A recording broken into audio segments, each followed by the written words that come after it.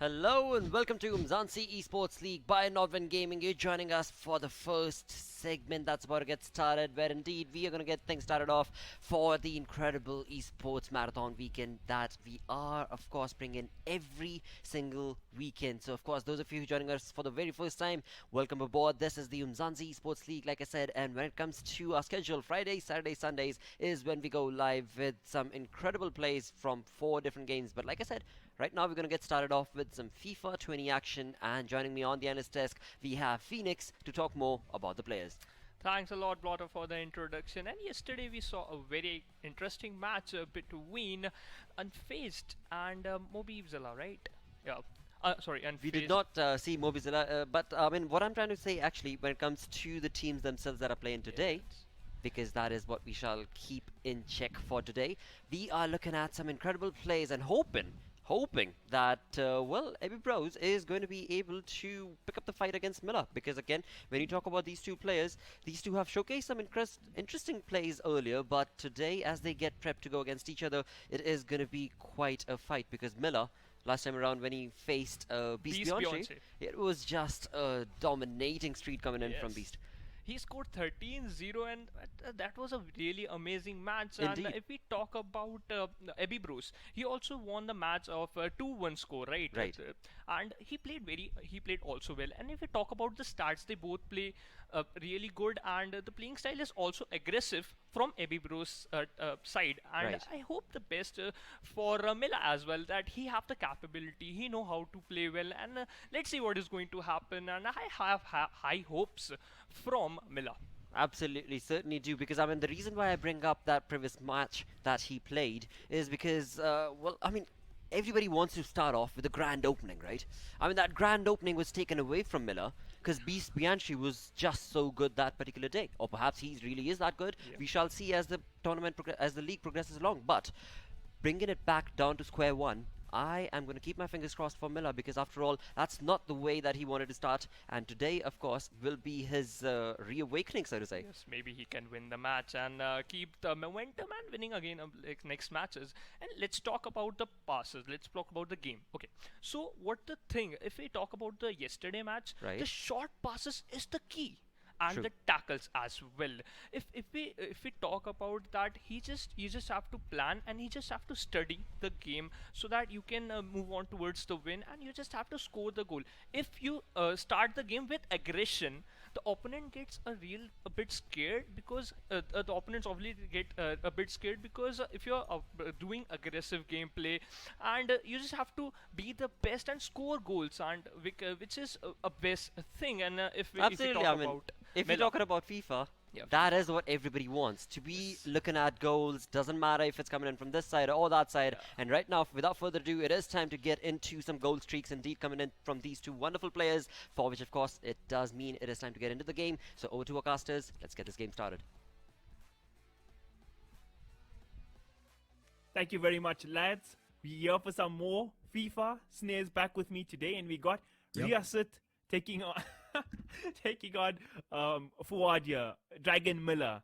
Last time Yep. we saw our man Fuad have a rough game, Snare, really rough against Julio the Beast. You think it's going to be a similar situation now up against Riasit?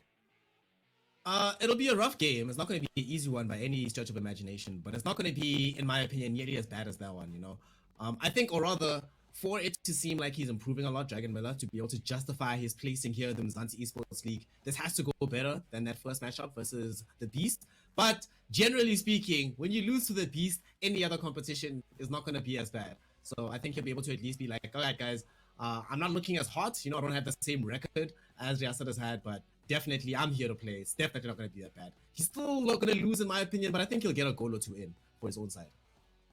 All right, guys, you heard it here first. Snare is a biased caster. No, memes aside, though, I do worry. It was a bit of a rough performance up against Julio the last time. Of course, it is the Beast. I mean, Beast has not knocked King CJO even for 9 goals in the finals of the 2017 Rush. Oh, sorry, 2018 Rush rather. So no matter who it is, if Beast is on the day, he's on the money. He will smash you, right? That's just Julio. We accept that.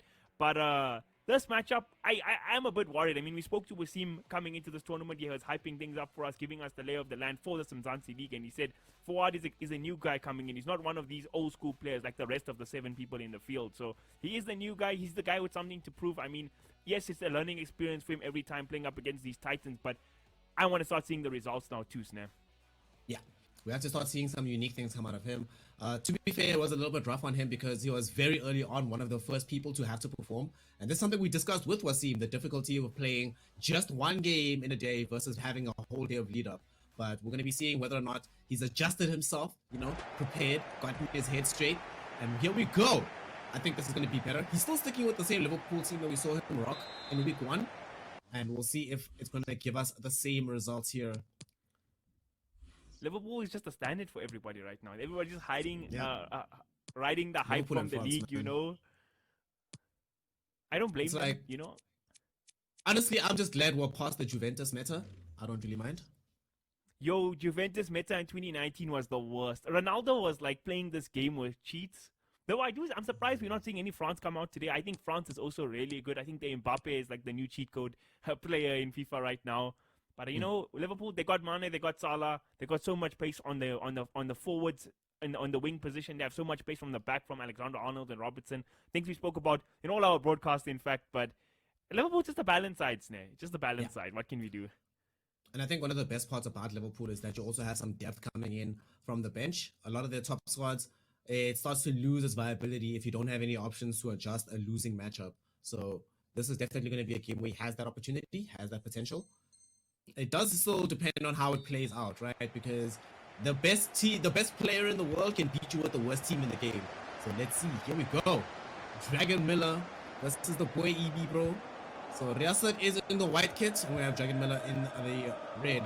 So I think all I want to see, honestly, is Fuad score. Whatever he can do, it has to happen in the first game, because I think that by game 2, Riyasat is going to have to get him out. So he needs to come out guns blazing if he's going to have a hope here in this big BO2 aggregate game. I can get behind that, because once you get to the second leg, you don't want to be going in like we saw for Wasim yesterday on the broadcast, 2-3 goals down. You want to have some momentum. You want to give yourself a fighting chance in this first leg as well. Of course, comebacks are a thing in FIFA, but it's much better to play when you still have a chance in the game as opposed to climbing that crazy mountain of 3-4 goals. AB Bros off to a good start here. Gets the corner in. Going to get pushed out of the box, but still possession in the hands of Riyasat. So let's see what he can do with it. Passing the ball around nicely, but good interception from Dragon Milla. So it's been like 7 minutes. He actually conceded a goal against Julio at around about this time the last time. So already an improvement from him. But EB Bros back on the attack. What can Riyasat do? Got a nice pass to Mane. Mane got a lot of space here, but no teammates in the box with him. How long can EB dribble for? Not long enough, apparently, Snare. Definitely not long enough. He gets dispossessed. This is just going to be defense that's being run right now for Fuad. So let's see what he's able to do. But unfortunately, that cross, that was a bit of an ill-advised one towards Mane. It doesn't actually end up landing in possession. And now the counter play is on. We have here an opportunity for Mane. Get it into the box. He's dribbling on the far flank, not having found anybody to place it through. But man, look at the dribbles through all the defenders. He's just getting himself as much time as humanly possible. And these passes, very precise. Can he get the ball through to Mane? He's trying to get the step overs with Firmino. Gets off the shot, but I think that was more of a probing shot than anything else. It doesn't result in a goal just yet. Corner still here. He's going to go for a short one now. Passing back down the pitch. Gomez holding the ball. I like what Riyasat's doing, playing the game slowly, holding onto the ball, but now we've got a dangerous position. Firmino going to go for the shot. Oh, sorry, that was Sadio Mane. Made a mistake, but shot not on target, so it doesn't really matter, right? You don't feel bad hyping up a goal that never went in. Yeah, it's fine. You actually feel even better because if you call out the wrong name and then it doesn't go in, you don't have to reassess the celebration, so it's all good. Look at Riyasat, you're caring about the casters' egos. I really appreciate it, bro. Sending the $5 PayPal in the mail. What a guy. Speaking of things that are kind of interesting though, Dragon Milla was there. Fuad was playing a back with the goalkeeper a little bit. That's a bit risky versus a player of Riyasat's character. Now here we are in the box. First goal of the game. Pass like clockwork. Firmino puts it into the top corner. And we open the scoring now. 1 goal in. It might not have been in 8 minutes like it was against Julio, but here we are 18 minutes into the game and the score sheet has opened and Riyasat has opened up the scoring.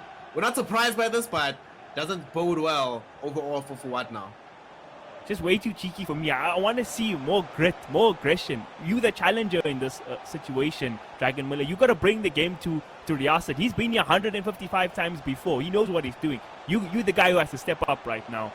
And he's going to try to do that, playing the ball long to his wings here. He's holding onto it nicely for now. Mane still has possession. Going to throw the cross in, but there's just nobody in the right position to capitalize on that good cross. You were speaking about earlier about how he's definitely the newcomer to this, and you can see how he plays, that he hasn't spent as much time at this echelon of FIFA. Hold that thought. We're going to look at that just now. Minamino on the wing, looking for a way to get the ball through into the middle. Yet again, Riyasat holding it up, not crossing. What a short pass! And it actually gets into the feet of Firmino. No opportunity for a shot though. And he does eventually. Whew! Gomez ensures that doesn't result in a goal. But they can't recycle the play out. This opportunity is still here. Riyasat still close to the box. Looking for a shot. Looking for a chance to get through these dribbles. Mane's open. Doesn't even need Mane. But unfortunately, the does go wide. Firmino. They were looking for some swag shots, but it doesn't end up working out for them at the end. He held on to the ball way longer than I thought he was there on Riyasat. But the shot in the end, not good enough. It's actually, I'm surprised to see the lack of clinical finishing today from Riyasat. Usually so good in the box. I mean, when we cast him in, I think in our opening game of this Umzansi League on the broadcast side, he had 2 chances in that first half of in that game he played, and he scored both of them. He's a very clinical player. For now, feeling comfortable, and he put himself in a good position to go for the shot, and this time he's going to make it. Riyasat going up 2-0 here in the first leg snare. Unfortunately, I think that part of Riyasat's thinking in this game is, and it seems like he's playing that way as well. He's doing things we haven't seen him do in the UMZANSI Esports League before. And sadly, I think part of it is that he feels he has that space to be able to do so. He doesn't feel any fear of being punished. He might get so now, though, as Mane has the ball, trying to cross it into the feet of Firmino. Doesn't get it. Oh, the shot doesn't get. Gets saved. Allison somehow saved it. Again. Miller still got the ball. Can he get one goal back here, Snare? He's in a good position. Salah, he's got a couple of people in his box. He's going to try for the cross. Cross not going to be on the mark, though. Dragon Miller really likes to play with the wings and crossing. Not something we see from a lot of players. Mostly guys are running to the byline and getting the pass back into the box. But he prefers his long balls in through the air. That's actually what I was going to say about how his play is different from everybody else that we've seen. You know, him being a newcomer does allow him that latitude. Might not be something that people are prepared 100% to deal with, but he now has to be ready to deal with the shot. Salah with the cross. Or is Riyasat trying to BM him and being like, let me show you, bro, how to do these things? Dude, it looks like it. I mean, Riyasat really coming with the flair. The championship, you know, when Floyd Mayweather was boxing Conor McGregor, the man's never worried. He was there taunting him the whole time. It seems like that. Riyasat, with that champion's mentality, he didn't come off an actual tournament win before this. He came off with the finals, but man, oh man, like I said, he's one of my picks for favorites of this event. And especially and if he can us his maintain the skills pace here, he's ran his playing keeper now. out, and now he's in a good position. Firmino looking for the pass. Mane in the middle. Is the ball going to reach his feet? No, it can't. Good defense from Fuad here. Read that pass very well. That was a lost ditch of hit though, because if that had gone through that, well, I think at this stage, 3 in the first half is impossible to come back from. And again, I still think the second game is going to be more difficult than this one. So Fuad, with the dying moments of this game, he needs to be able to get at least a shot on target for his own confidence, but he definitely needs a goal. He's trying to get it, but he dribbles himself out, gives up the possession. That is a huge problem to have happened at the dying embers of the first half, because now the last play is most likely going to happen. Okay, never mind. Starting to find some rhythm here, though. Decent attacks. This could be the equalizer, or put him one back. Okay, never mind. Crossed out in the money. But he's actually getting the ball now. He's playing through the midfield as well. So Fuad, he's getting a little bit more comfortable as this game is going on. I say that tentatively because we know the second half could tell us a different story. But for now, it's not looking too shabby for our man. At the end of the first half, I mean. It's looking fairly balanced. I mean, we are still 2 goals down, but those are 2 goals that, you know, you would have expected Riyasat to be able to score more than that. And we are seeing, I think the most exciting thing is that we're seeing a genuinely different style of play coming out of Dragon Miller. And he certainly improved on his performance in the first week. I think once he is able to tighten up some of his finishing inside the box, it's actually going to be pretty deadly, because even a player of Riyasat's caliber doesn't always seem ready to handle these high balls, because he's generally at this level practicing against, like you mentioned, these play-in style of players.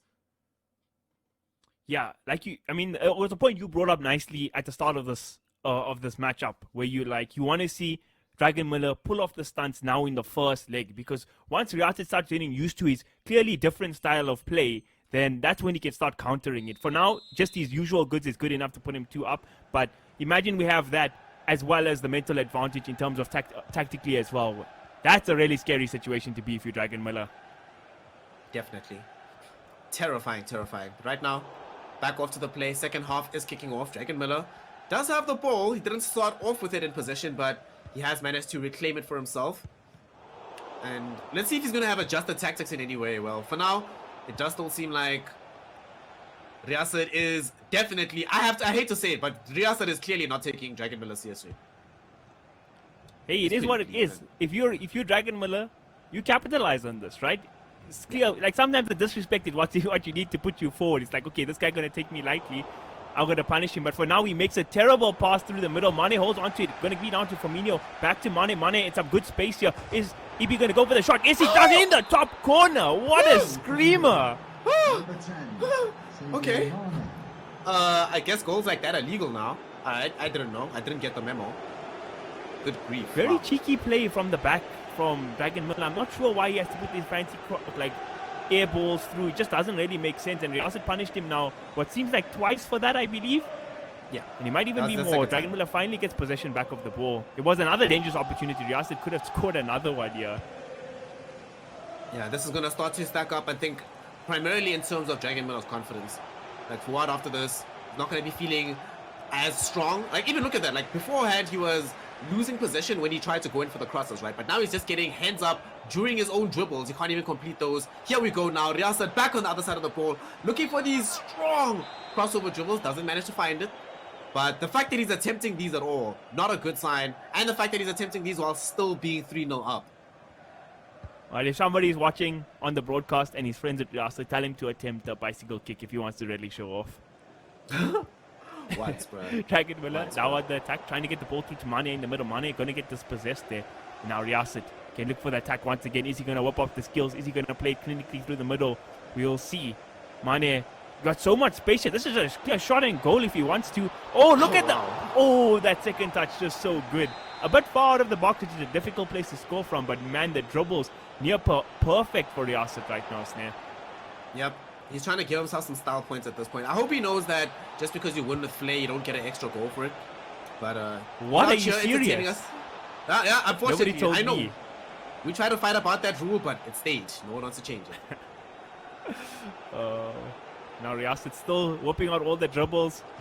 You know what this reminds me of? You remember that player from Man United? His name Nani. All the skills I in the remember. world, Yeah. but He just misses every effectiveness shot. rather questionable. Yeah. I mean, he's been effective enough, right? He doesn't need any more of it. He's like, man, it's chill.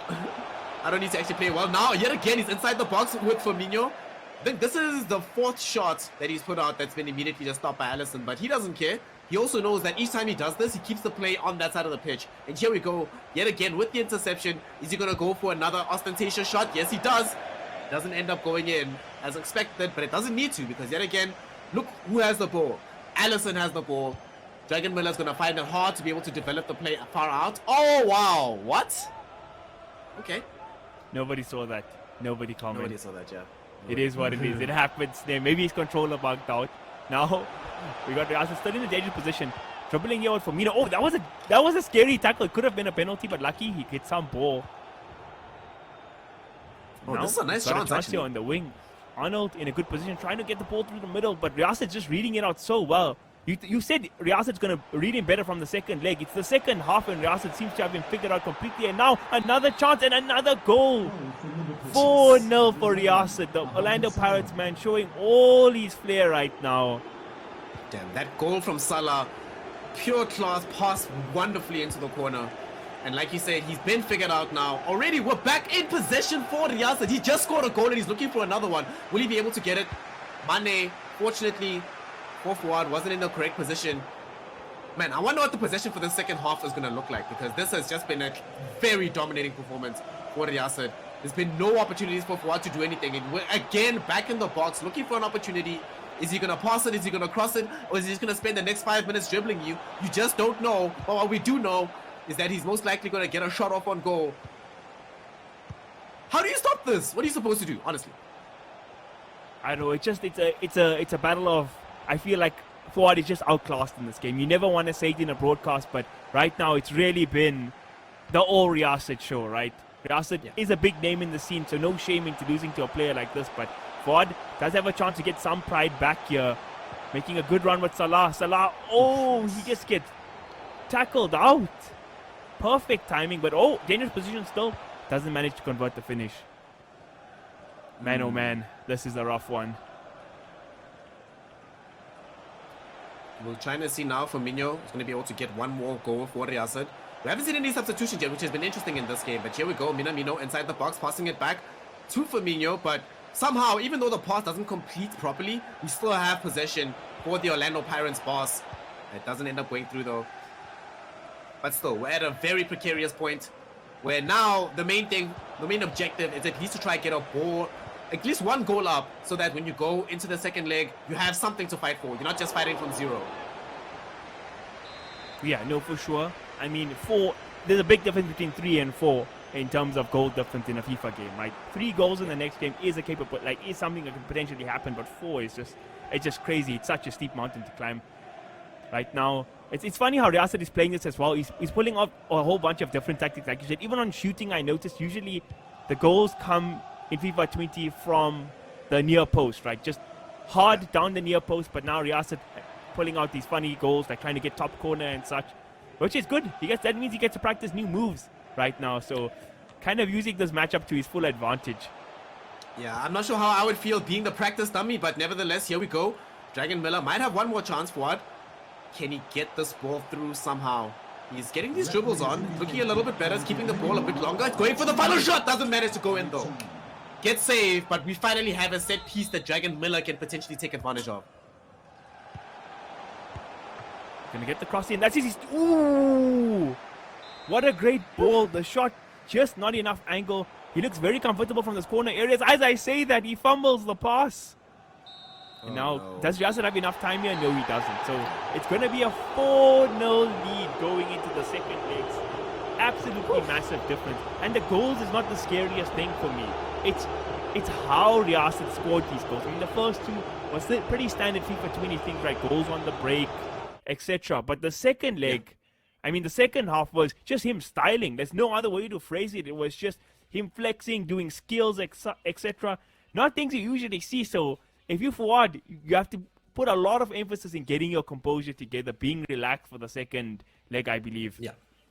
Yeah, the difficulty is that he himself, as much as I was mentioning earlier that he has to try and come out guns blazing, he knows that. There's no way he doesn't know that it becomes harder as time goes on. This is, in the fighting game community, we speak about something called downloading. He's been 100% downloaded. Need to introduce some hacks right now. Try to mess with the code, do something different.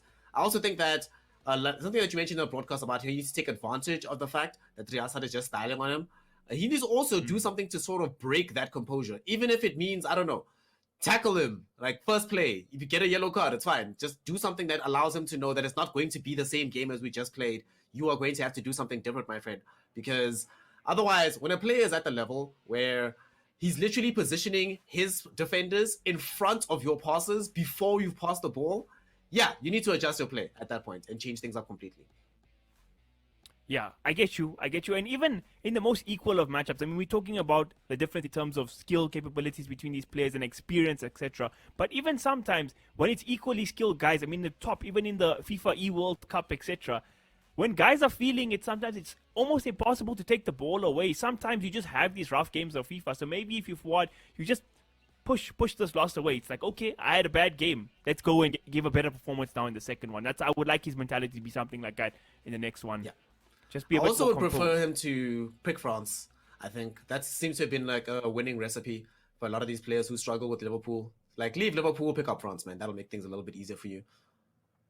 That's a good observation. France, a bit of a different side. I think maybe France might work for him. I mean, they have pretty decent wingers, but I don't know. The way he plays, Liverpool seems like the right team because he has a lot of crossing potential from Salah and Mane, and he has the wing backs as well. So the way he likes to cross and things, Liverpool is a team that makes a lot of sense if you forward, but it just seems like a tough road to climb. I think he's just being very lax in his passing from his backline, passing from defender to defender, where Riyasat caught him out twice, and I think that's a problem he needs to immediately fix. Otherwise, he's going to catch himself conceding an early goal yet again in the second leg. We are now here in the second leg, as you mentioned it. Off to a kickoff. We almost had an opportunity for a goal. Riasa trying to score even faster than before. Mino in the box. Gets a goal. Starts things off 1-0. Leg number 2. And it's looking like it is going to be a very hard road. Yet still, for the boy Dragon Miller, he's already conceded a goal even faster than he had conceded a goal against the Beast. It is a rough situation from him. He's now 5 goals down in aggregate. Riasat, he was flexing in the at the end of the second half in the first leg, but this time he's all business. It seems like to start the second. He wants to get that goal difference up. No more time for games. He wants his goals and he wants it now, it seems like, but that pass going to get read out nicely by Fuad. Going to give himself position. Going to go to the black kit now, so maybe feeling a bit suspicious, like, no, the red kit's not it. Black kit is where it's at, you know. But again, Riasat got so much space here. Firmino has all the time in the world to pick where he wants to go, and that's where he's going to go, to the back of the net snare. Straight in, no frills, no fuss. 2-0 up 11 minutes in, and we have ourselves an aggregate of 6-0. My goodness. And the thing is, we were speaking about this early on with Wasim, about how long a losing FIFA game can feel like. Now, when you're 2-0 down, 12 minutes in, you still have the entire first half and the second half, and you still know that you lost 4-0 in the first leg. It's going to be a rough one. It's not going to be an easy matchup whatsoever, especially on him mentally. He's trying now, though, but cannot find an opportunity for a cross. But he does at least win a corner at the very least. Listen, everybody knows the psychological damage that gets done by losing to one of your homies in FIFA. You know, you're 2 down before the first half is even over. You want to be literally anywhere else in the world than playing that FIFA game. I mean, his last game, the aggregate was 0-13 snare. So he's improved at least aggregate so far. But what? Maybe Riasat has something to say about that. It's 6 now, so still a few to go to beat that record. He'd have to score 7 goals, 8 goals in this game alone just to get close. That'll just bring him to 12. Dude, he's not scoring 9 goals. I don't think so. But we'll see. He's trying now for at least goal number 3 to bring things up to 7-0 on aggregate. Unable to thread the pass through properly on the flank, but he's gonna be able to pass it around. Dude, this is so wonderful to watch. He picks these out perfectly, and he also manages to score himself a corner right inside the box. What are the odds that he's gonna miss this one? Hey, I don't know how hard penalties are in FIFA 20, but I'm sure Riasat has the experience to put these where he wants to. It looks like he's gonna go for right corner. No, dropped in left corner. No. Pretty lackluster penalties there, actually. That was BM. No, I guarantee Riasat was BMing. Like, I think what Riasat probably was saying was, look, I don't feel good scoring that penalty goal. I'm already winning. If I'm going to score against you, it's going to be a proper goal, my friend. And here it's going to come. Because Mo Salah, back on the flank, hasn't been dispossessed just yet. Let's see if they can get this through into the middle. We've been seeing a lot of development play coming out of Riasat. Here he is. Fabinho inside the box. Ooh, does get jousted away by Alisson, though, at the final moments. Just to keep things a little bit more level. Make him regret having messed up the penalty. I mean, there's still a whole game to play for you in the second half, in the second leg. It's only 2 down. It's not the mountain you had to climb in the first one. So you have to play for your pride, man. FIFA is a game of ego. We see how upset these players get at the lands, because losing is serious business in FIFA. You gotta get your head in there. You gotta play. You gotta get that pride back. And like we said from the start of this matchup, this is all experience for Fuad. It doesn't matter if you're 10 goals down, my friend. Get in there and push these guys, get better and improve, because we still have a long league to play. Everything you learn is compound for the following weeks. Here he is, trying to use some of this early experience. Let's see if he can get his first goal here in the Umzansi Esports League with this corner. He's trying to play this a little bit out, but it doesn't go the way he thought it would, and it's just going to be a straight up goal kick. But it's fine. It's a goal kick on the other side of the pitch. Sure, Riasat is an extremely powerful end-to-end player, but nonetheless, make it a little bit more difficult for him than it would be otherwise. But here he comes again, trying to make this play through. Only a third of the way through in this first game. Firmino getting these dribbles off, but nicely done. Mo Salah came all the way back to track back on that defense. And as much as Riasat had definitely adapted to exactly what Dragon Miller was doing in the second half of the first game, here we actually do see some signs of life from Dragon Miller. Some of these attacks that had easily worked on him in game number 1 aren't having that much easy success. There's still going to be a third goal, you know. with strong counter-attacking from Riyasat because this guy's a god. But it's only the third goal, so we're making some progress. You know, I think Riyasat must be sitting his chair there at home, and then every time he scores, he just say, "I am inevitable," you know. Homeboy with these Thanos plays. Yo, Dragon Miller, we just need him to get that one goal, right? At this point, he hasn't scored one yet in the league. It would do so much for the confidence if he manages to do it. He's had a few chances, but this time it's not going to be it. Riyasat reading the play perfectly there. And now he's got Salah running on the wing there, but he's going to hold on to it, send it back in the middle for Wijnaldum. Now for Mino once again, past him in. Mino absolutely perfect. Where's he going to try finish? He's going to actually send the cross through, and Mane slots it away there into the left corner. Damn.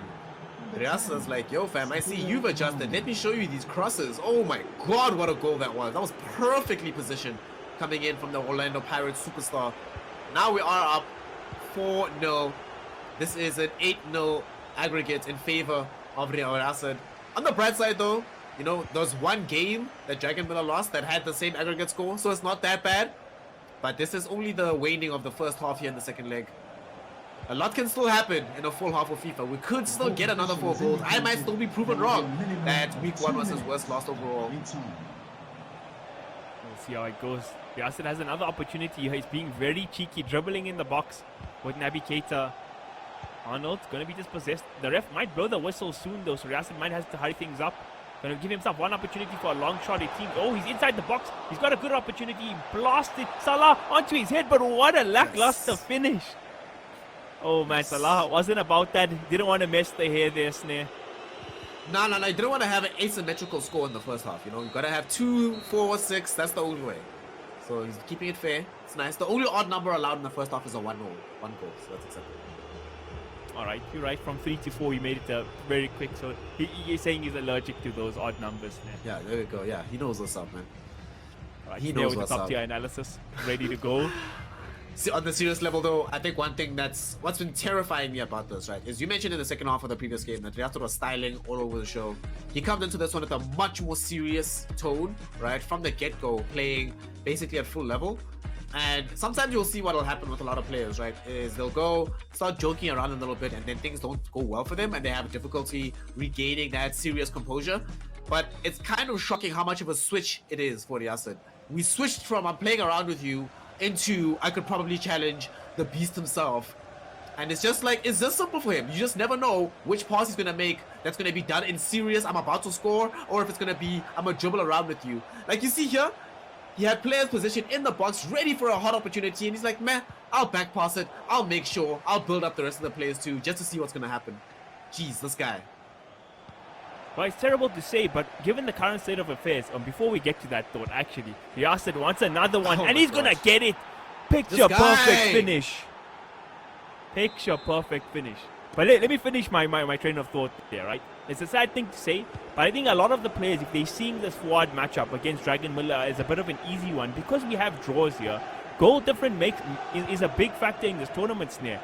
So maybe they Riyasat was like, okay, I can mess around for the first one, but I actually need to get the most goals possible, because if I'm only scoring 8 and Julio scoring 15, when we get to the crunch time and even on points, how is it going to affect my positioning in this league? So you have to take every game seriously, I suppose. Definitely. Dragon Miller now. Opportunity. Gonna be available. Nope. Immediately back onto Ibra. Man, let's see this. Look at this juggling. Look at this. Oh my goodness. Imagine being juggled mid in the game. This is why Orlando Pirates signed this man. Here he is inside the box with Sadio Mane, looking for an opportunity to get off the shot. Doesn't get it. And he's gonna play more slowly. Here we go. Sadio Mane. Can he find a shot? He does, but it gets immediately blocked off. So Dragon Miller might have an opportunity to be able to counter-attack here. Oh no. Okay, never mind. I was gonna say he has possession, but he just got lost it again. Now he's tussling for the ball. He has a play on the wing and it's a beautiful pass. Momo Salah with a lot of space. Is Dragon Miller going to get his first goal of the tournament? He's got a lot of space. He cuts in the middle. A bit of a heavy touch though. Oh, he still got it. Salah. Can he shoot? Can he score? Penalty maybe? No. Oh my god. He might still have possession. No, he doesn't. Riyasat finally gets it back. That was close. That was a bit heartbreaking. And now he might be in trouble. The counter-attack is here from Riyasat. And I don't think Riyasat is going to miss with this amount of space. And he doesn't. Goal number 6 now. We're now up to 10 in aggregate. We've reached the double digits. Man, that was such a cracker of a shot that came through there.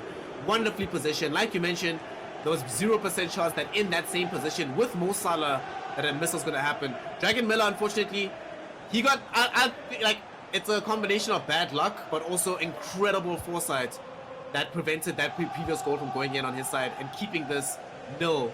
A clean sheet for the Pirates boss. Man, Evie, what are you supposed to do about this? Because now he's closing off the flank.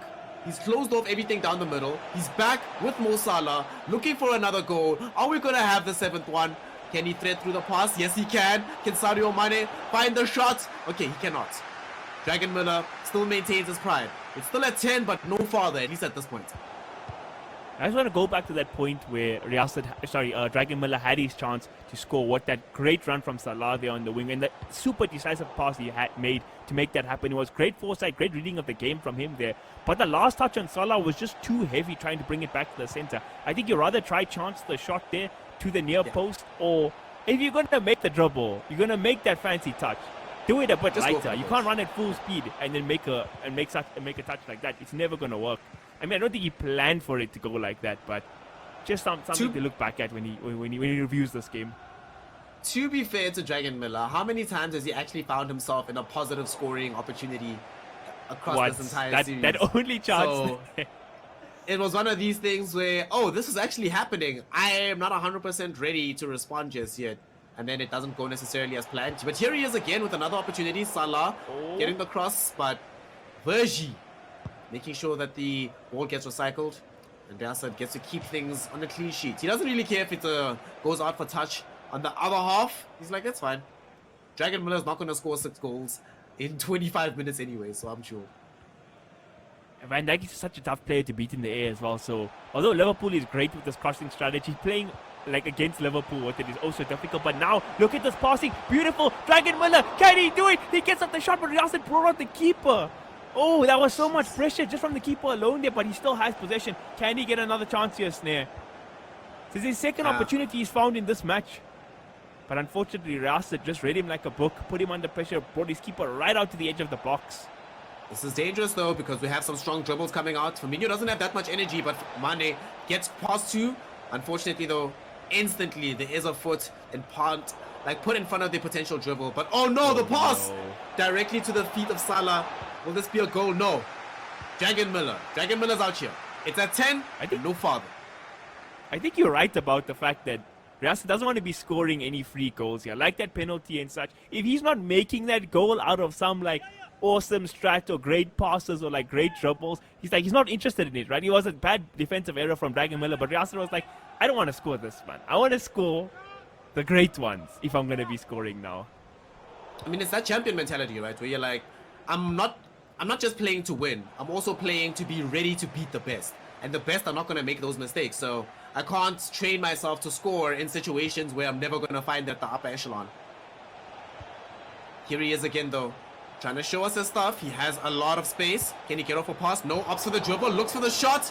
Does get blocked off. So Dragon Milla will still stay at 10. The 7th goal hasn't come in just yet.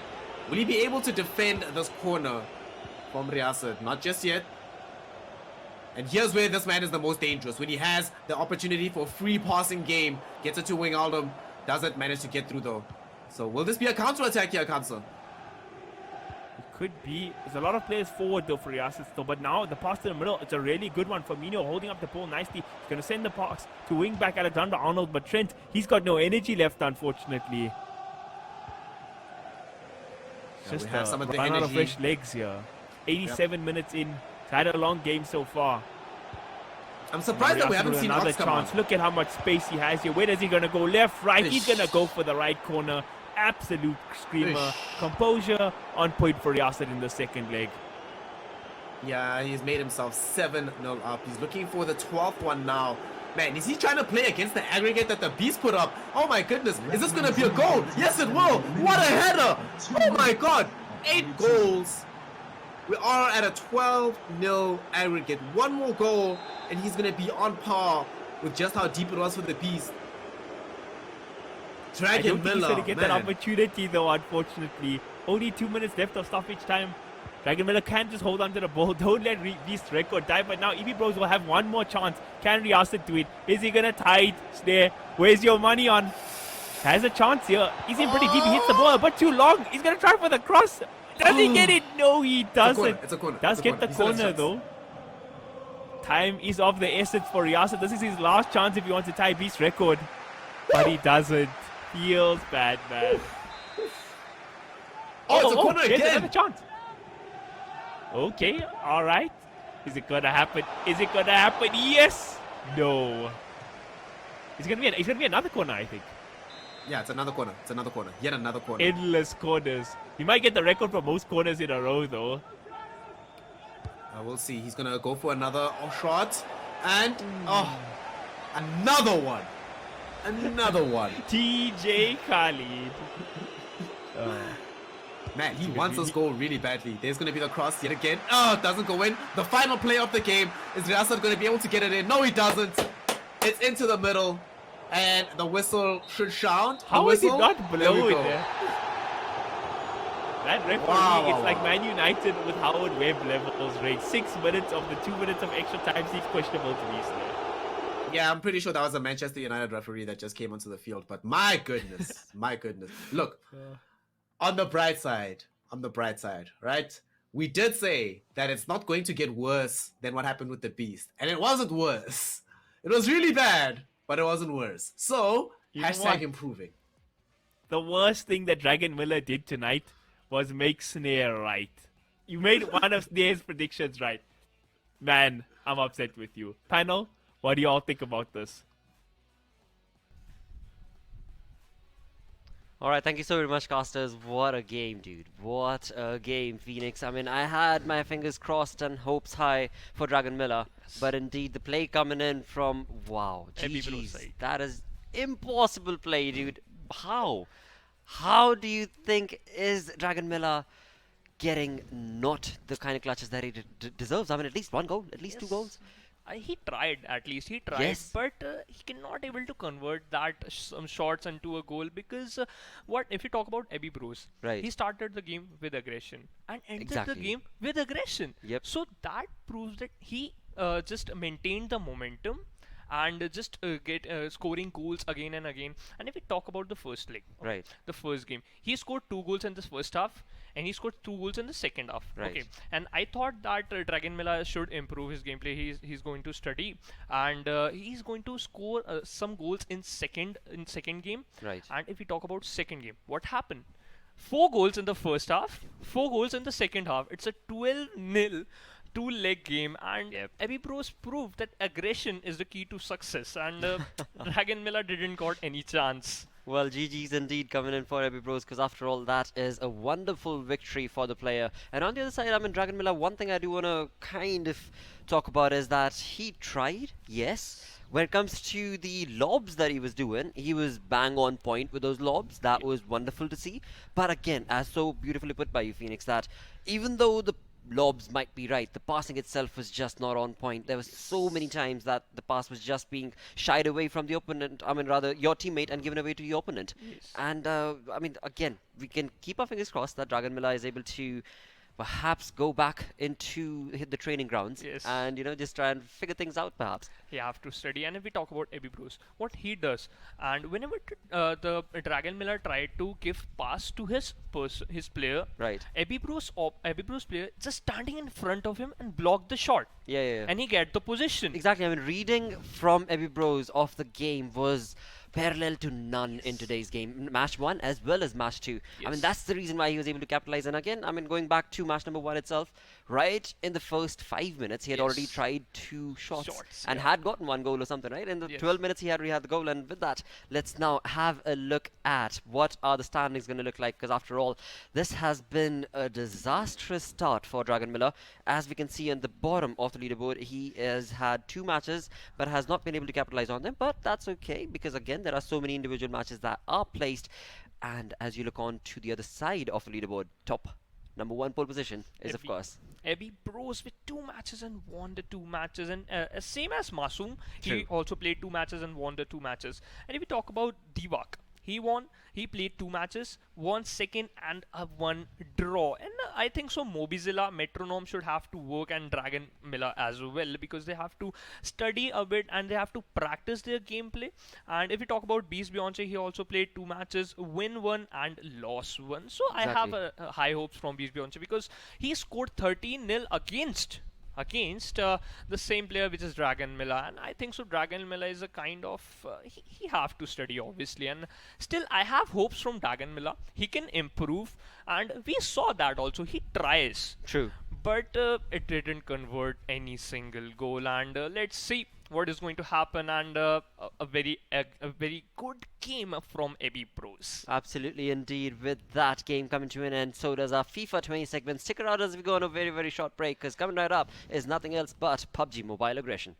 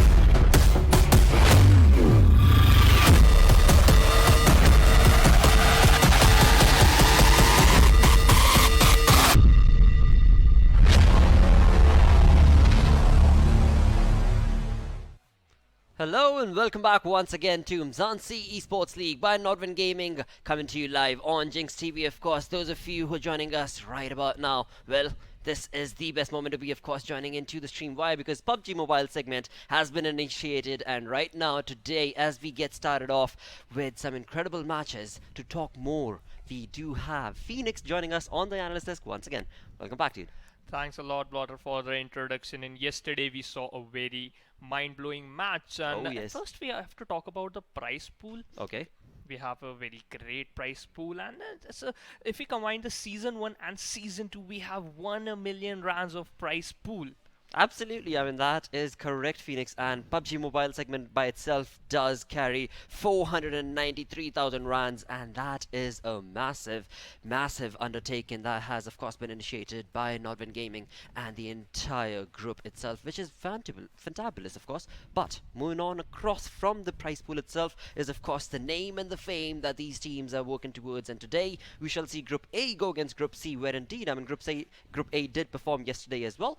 But today they get another chance, Phoenix. Yes, the Group A squads are JXP Temper, Team BBC, Team 4U Quest, Team Rain Gaming, Team Oxam Elite, Team Blink, Team Sidezines Gaming, and Team Milla 6. And I have a very high hopes from JXP Temper. Absolutely, I mean that is without any question, because JXP Tempo is going along with that rhythm and going along with the flow that they showcased in round number 1, where they right off the bat were able to get games chicken dinners one after the other and get themselves on the top of the exactly totem pole indeed. And with that we move on along to Group C, where we've got Team Vibe, INV Gaming, House of Anubis, Dark Dragons, EFX, Nibble Odyssey, TOC Arcane, Spaza Gaming. Now these final two, TOC Arcane and Spaza Gaming, I'm going to keep my fingers crossed. I mean, as of now we've seen House of Anubis perform really well, we've seen INV perform brilliantly for themselves with synergistic performance again for House of Anubis as well. But again, as we move on back to Group C, there are a few teams like, for example, Team Vibe. Yep. We saw wonderful plays from them in week 1 as Umzansi started off, but slowly and steadily, Team Vibe's synergy, somewhat the vibe along that they had, has kind of faltered along the way. Maybe they didn't get the momentum, and they didn't follow the momentum. Okay, let's move forward and have very high hopes from the Team Vibe as well and Team INV. They can improve their gameplay, but yeah, ups and downs come into gameplay. And let's talk about the Group A teams, which is Team BBC and Team CXP Tempo. Right. Yesterday, they show a very mind-blowing performance. If we combine the total kills from both the teams, there are 30 total kills out of 64. So the amount left is 34, and the other player get only 34 kills, and they're disputed. Right. Oh my God, this is okay. How they are playing? Well, I mean, what is going on with them? They are playing very well, and let's look forward towards the overall standing. Exactly, because that sort of gameplay is certainly going to be reflected onto your overall standings indeed. And with that, as we were talking about it, JXP Tempo on the top with 65 points and 31 kills.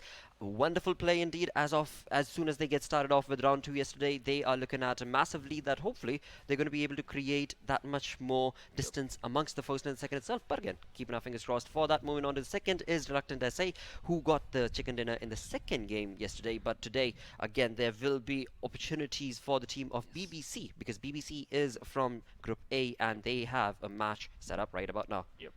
And if we talk about the difference, the point difference from the first and second, okay, let's move forward towards the second table, which is 9th position Immortals, 10th position Sidezines Gaming, 11th position Natural Killers, 12th position Outsiders Officials, 13th position Rain Gaming, 14 Mecha 6, 15 NF Unique, 16 White Storm Esports. Oh my God, Natural Killers should have to improve their gameplay, because we saw they are having a huge amount of kills, and they can.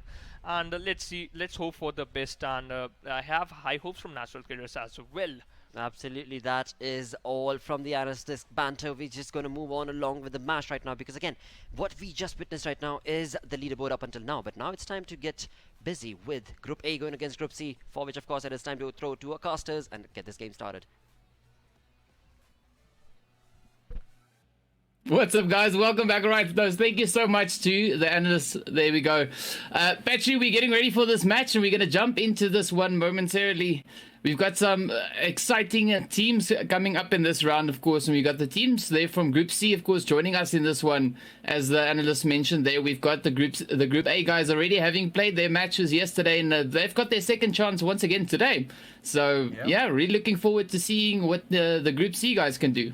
Yeah, absolutely, absolutely. And I mean, I have to say, you know, just like the analysts pointed out there, we've got our eyes on JXP Tampa right now because they've been doing some amazing work in recent times, some serious, you know, just positional ranking, some kills. They're getting themselves right to the top. They're not like holding back whatsoever. They're putting absolutely everything on the line right now. So I've definitely got my eyes on them. But I have some questions for you, DK. Who have you got your eyes on going into these matches here? Well, it is a pretty tough one, but I'd definitely like to see something happening, you know, with the players there from INV Gaming and, of course, also the Dark Dragons. You know, I want to see them step up, and also House of Anubis, because we've seen some pretty amazing players from those teams as well. And, you know, hopefully today they will step up to the plate and, yeah, move themselves up the leaderboard, because there is still room to move in. You know, Tempa only sitting on the 65 points, I think it is at the moment. So yeah, there's quite some room there for the teams to, of course, challenge that top pole position there. And of course, at the moment, as you can see, we've got that flight path moving in, so it is opening up quite a bit of the map there, all the way over towards the northern part. So I'm curious to see whether or not we're going to see some more of those southern zones coming in today, or if we're going to go back over in towards the northern zones once again.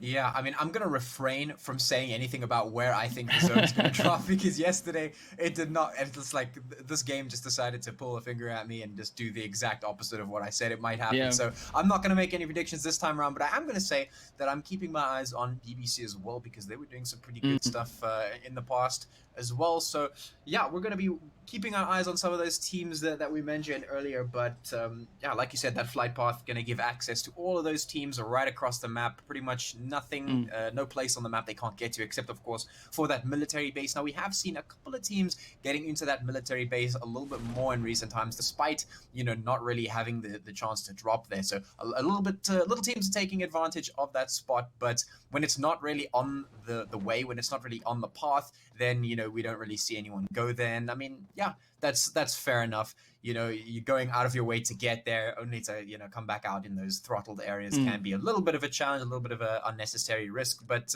yeah, it looks like that zone going to land slap bang in the center of the map. So we're not getting a northern zone. We're not even getting a southern zone. So if we had made any of those predictions, we would have both been wrong.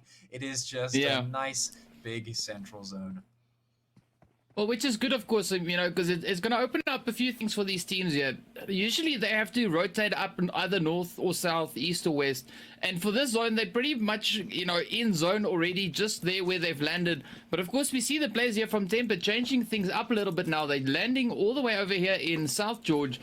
And of course, we've got the Dragons right there with them. So we might see some early game action from that side. And of course, all the way over towards the eastern side, we've got a few more teams also dropping down there, that being the Citizens, Tears of Chaos, and of course the players there from Rain Gaming, all on the eastern side, landing over in Lipovka. So we'll just keep an eye on the kill feed if we could, you know, to see what happens. But in the meantime, I'm very interested to see what the Dragons are going to do. You know, I think it's pretty sure to say that they did spot the teams moving into there. So we'll keep an eye, see whether or not they're going to put those shots in. But of course, in the meantime, now we've got the Citizens right here with Tears of Chaos, as I mentioned, over in Lipovka. And yeah, let's see, will they get any of those hits in? Yeah, I'm definitely in the same train as you at the moment. I'm interested to see if the Dark Dragons and Tempa go at it with one another, because those are the two of the teams that we've got our eyes on. You know, Tempa, the big names that we've been seeing really putting in some good performance in recent times, and of course the Dragons, a team that you mentioned that you also have your eyes on. So I'm interested to see if they take some early fights, because, you know, if the Dragons were able to knock Tempa out early on, that would be absolutely insane. You know, because Tempa's been managing to get themselves into the final, you know, zone every single time. I can't remember a round where they didn't get there. You know, that's how many times they've been in the top 3 at least. So yeah, I'm interested to see if that goes down. Of course, across the rest of the map, as you can see on your screen here, pretty much a nice spread out teams all across the board, and that is of course owing to the fact that that zone, like we said, is right slap bang in the middle, which means the teams don't really have to go anywhere just yet. They're sort of sitting relatively comfortable in the zone at the moment, not really forced to do anything. But that just means that all of the aggression has to be planned, because the zone isn't going to be doing it for you, which means the teams need to plan out their attack, their movements, and yeah, it's pretty much the onus is entirely on the teams to make something happen. Yeah, and I'm really happy to see that, you know, the game is mixing things up a bit, because we've had our northern zones, we've had our southern zones, and now we've got our smack dab in the middle zone. So it keeps these players on their toes. You know, it keeps them guessing every time, and you can never really expect a certain kind of zone to come, because it's ever changing, and that's one of the beauties of what we have here. You know, the teams, you can't really predict the zone based on where the flight path is going, because it's all random, you know, at the end of the day. And another thing that I've seen now is we can see the players there from House of Anubis. They are making their rotation all the way down towards the south, over towards that Sosnovka island there, because we got no other teams at the moment in that area, so they've got it all for themselves. We of course still have the players there from 4U Quest, of course, up in Pachinki. We've got Vibe over in School. We got the team there from Spaza Gaming now just making their way down, heading over towards the central part of the zone. We got Odyssey, of course, holding up in the Yasnaya area there. We also have the team from EFX all the way up in Savernia. That's also quite a favorite spot for them to jump into. And then we've got a few more teams, of course, spread out across the map. And I'm still waiting for that action between the Dragons and Temper. Temper currently looting up over in the George crates, and of course the Dragons over in South George. And yeah, I don't see any potential for action just yet. The teams are all still quite fairly spread out. Yeah. I'm waiting to see what's going to happen though when the zone moves in. And you know, as you can see, the blue zone is in fact on its way in. So yeah, but just waiting to see what's going to happen there, waiting for that action, waiting for those shots, seeing where these teams are going to place themselves. Yeah, I mean, at the moment we're just waiting to see where the next zone is going to land. That's pretty much going to determine where the teams will start moving and how they'll position themselves. Because like you said, House of Anubis, they've made their way down to the military island, which is a great move, I think, especially considering there is still, you know, in the zone as it is. You know, we still have half of the military island within the zone, so it's feasible to be there. And only when the next zone gets decided will, you know, the teams start to realize, okay, we need to start moving towards here or here. And that's when the fights are most likely going to start breaking up, because that's when the teams will start to funnel in. And, well, that's the name of the game, basically. Teams get funneled in, they get pushed in, nudged close together by that zone. And, well, then they fight. And somebody wins at the end of the day. That's what we're waiting for at the moment. Teams now mobilizing their way around.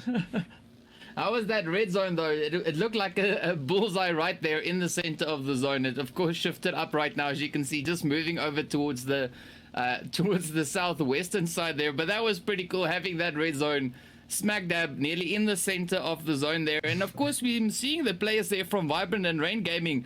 They're now closing in on each other. So there's another nice potential for a few fights, of course, happening there. As you can see, the shots now just flying up over towards Vibrant. And then, of course, the players there from Rain just putting in those hits, trying to do a little bit of damage there. Yeah, this interesting movements of the players here at the moment. You can see a couple of teams relatively central inside that zone, of course. One of them being Vibrant, as we see here, and the other one being Rain, of course. Just getting a feel for one another at the moment. Just feeling out for where these players are going to be, what their next movements are, but getting into the center of that zone is probably a good idea at this point. Now you can see a lot of teams getting a similar idea, just hovering around this little point. We'll see if anyone goes down here. There we go, so we got a few more teams now putting up. Also the players there from Mecha 6 now moving in, just rotating past, and of course now we've got Vibrant just tapping those shots away. But of course, if Vibrant rotates a little bit too far, they might even bump into the players there from Rain Gaming. Then we have off on the side, and of course now Spaza Gaming also rotating up from the northern side, making their way up in towards that central position in the zone. So there's a lot of potential for some more fights to break out. And it's interesting to see that a lot of the teams that we had, you know, pretty stationary, they're all starting to mobilize themselves. They're just starting to move around this map, trying to find a good spot in anticipation of this next zone landing. Yeah. So just trying to see where that's going to go. And I'm pretty sure once that happens, the teams will know exactly what it is that they need to do. As you can see, so many of them making their way around, a few of them already repositioning themselves, and also we have the players there from EFX. They're now moving up over towards Sparza Gaming. As you can see, the players here from Sparza Gaming on screen at the moment. Yeah, I actually really like the way this has gone. You can see the next zone actually continuing to be central, right there, slap bang in the middle of the map. So this is a very nice theme we've got going here. But I really like the fact that these players are staying on their toes right now. They're constantly rotating, they're moving. That's actually a really nice play style that I don't think we've delved into very much in recent times, but it really might just be because of the fact that we had some very spicy zones in recent times. One of them, of course, in recent memory being that funnel right at the top of the eastern bridge to the Sosnovka military base. And that really gave players the thing at the forefront of their mind, this idea that they actually need to be quick on their feet. They need to be in constant motion, you know, fluid around the map, because at any point that zone could just throw an absolute curveball and they need to be ready for it. And if they get stuck, they die, and they don't want to get caught out like that. Yeah, we've got a big concentration of teams now. If you look at the map, you'll see almost all the players that are currently in the map are in vehicles. Everyone is busy just moving about. Just look at that zone there. You can see a big portion of that eastern side of the map is just players that has been mobilized. They're moving around, trying to find a good spot to pull up into. And in fact, you see several I think at the moment almost all the teams, aside from maybe one or two teams that have not managed to get into vehicles, but almost all the teams at this current moment in time on this map are traveling across in vehicles, and that is absolutely insane to see. I mean, that's not something that we see on a regular basis. Yeah, that's exactly what I was talking about. You know, it's like this new sort of maybe mindset, or perhaps like a new style of play at the moment being experimented with, perhaps, or maybe just being utilized at the moment. And it's pretty nice to see, actually, because it really keeps the teams, you know, on their toes. They really have to think about where they're going and what they're doing, and, you know, looking to maybe keep things a little bit more active, which is really great to see. Because that could lead to a lot more interesting fights, a lot more interesting things happening on the map, and it potentially explore, you know, a side of this game that we don't really often see. So that's really great to see happen. And right now you can see a lot of the teams concentrated very much central inside the zone. So they have a lot of teams in a very small amount of space, and well, that could result in some very interesting fights. Yeah, no, definitely true. And I mean, what's also nice is it keeps that stagnance away. You know, as you can see the players here now, of course, EFX rushing straight up in towards the citizens. We've got a few more shots going on in the kill feed there as well. But this is beautiful to see what the players here from EFX are doing. They're moving in right on the citizens. Oh, gets that beautiful grin in right on the team there. So we got Flo and Ninja now. The last two players left, Reverb and company, now just rushing up into that building. Shots flying across. There we go, one down, and that is a squad wipe right there. So beautiful play there by EFX. Really using that aggression and that, you know, that mobility that they had just to rush up into the compound, get the element of surprise there, and just send that team straight up into the lobby. Yeah, and that is absolutely what we love to see. And you can see the aggression just has not stopped as House of Anubis now engaging with Tears of Chaos. And this is brilliant. This is the level of aggression that we wanted to see for so long. Yeah, no, that's 100%. And of course, now the shots just flying up there. Tears of Chaos. Ah! Tears of Chaos, House of Anubis. There we go. Yeah. What a fight. House of Anubis just taking them down, sending them to the lobby as well. We are now sitting on 14 teams, 54 players. And the zone now eventually deciding to move up a little bit more over towards the eastern side. Even, you could almost even say southeastern side. And just look at the concentration of teams already currently sitting in that zone. And not a lot of them left on the outside of that map. But of course, we are still seeing the players there from Tempo. They're sitting up in Watertown. They have not rolled up in towards zone just yet.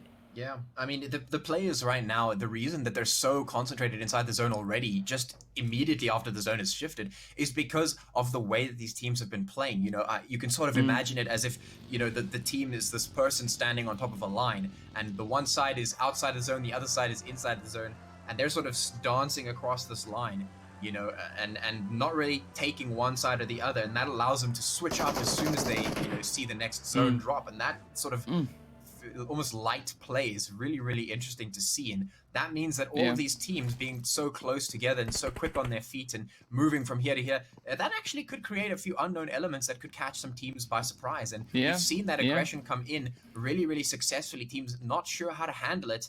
And well, I'm expecting a little bit more of that. Yeah, well, the question of the hour is, of course, now where is Temper going to move to? It's the last team to rotate up in towards zone. All the other teams, all 13 other teams have already positioned themselves in the zone. Temper is the last one to make the push for zone. Oh, this is actually really interesting because Temper seems Yeah. to be playing the sort of normal generic PUBG style that we see, you know, on a match-to-match basis. That's the sort of normal way to play. You know, you don't rotate immediately, but the rest of the teams have sort of picked up this odd, you know, leaf blowing in the wind style, where as soon as things are going, they're already rotating. And this is going to result in something interesting, because that means Temper, they need to do exactly what they did in the previous game, where we saw them taking out a team, moving up, taking out a team, moving up. Otherwise, they're just never going to get into the zone because all of the other teams are still in here. But meanwhile, INV taking the fight. Yeah, and they're really putting up, turning up the pain on the players here from Rain Gaming, as you can see. Oh, there we go. Down goes the Inspector. Oh, and just like that, they took out the team from Rain Gaming. Nice. And Beautiful quick. assault there. And Just now like also the we've got the players from Odyssey just up on the hill, just over towards the north. So there's a potential for even more fighting just here. And of course now we see Temper just making their way up in towards zone. They position themselves all the way up in the northeastern edge there.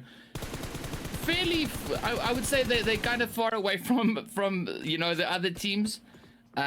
I almost get a feeling like they're playing it a bit safe at the moment. You know, just riding on the outskirts of zones, trying to stay away as far away from the fights as they can. You know, without engaging unnecessarily. But yeah, we'll see whether or not this strat is going to pay off, because this is not a strat that we've seen them use before.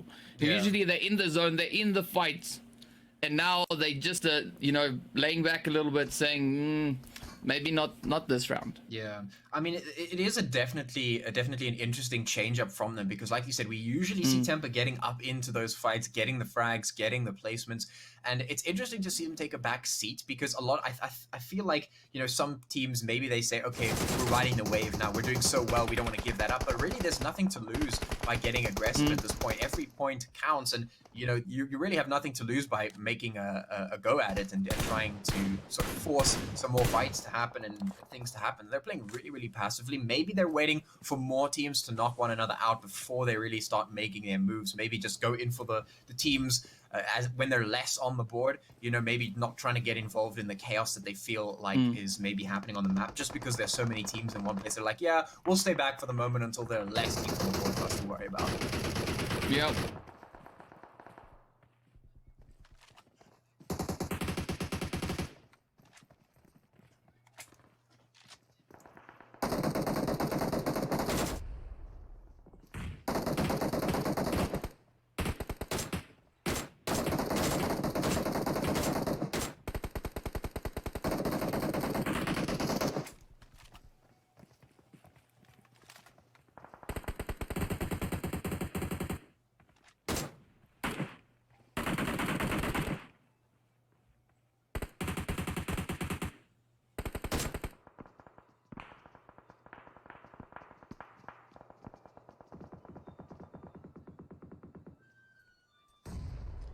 Yeah, things hanging on by a thread for them. They're going to try and hold on as long as possible. Meanwhile, Odyssey going to get hit as well. In the meantime, lots of players concentrated towards the south, a couple to the north, and some fights still going on all over the place. The Great Grand from INV going to be knocking out a couple of those SG players.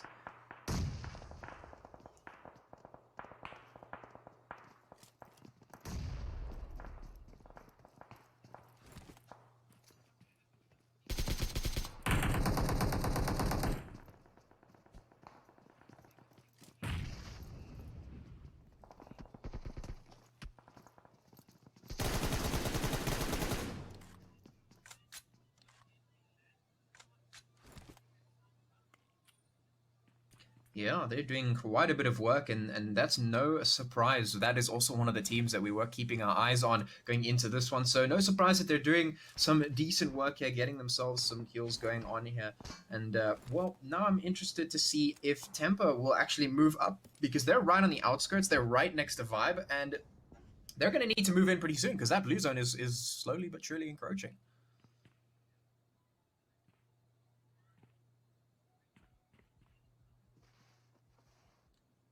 Yeah, very uncharacteristic.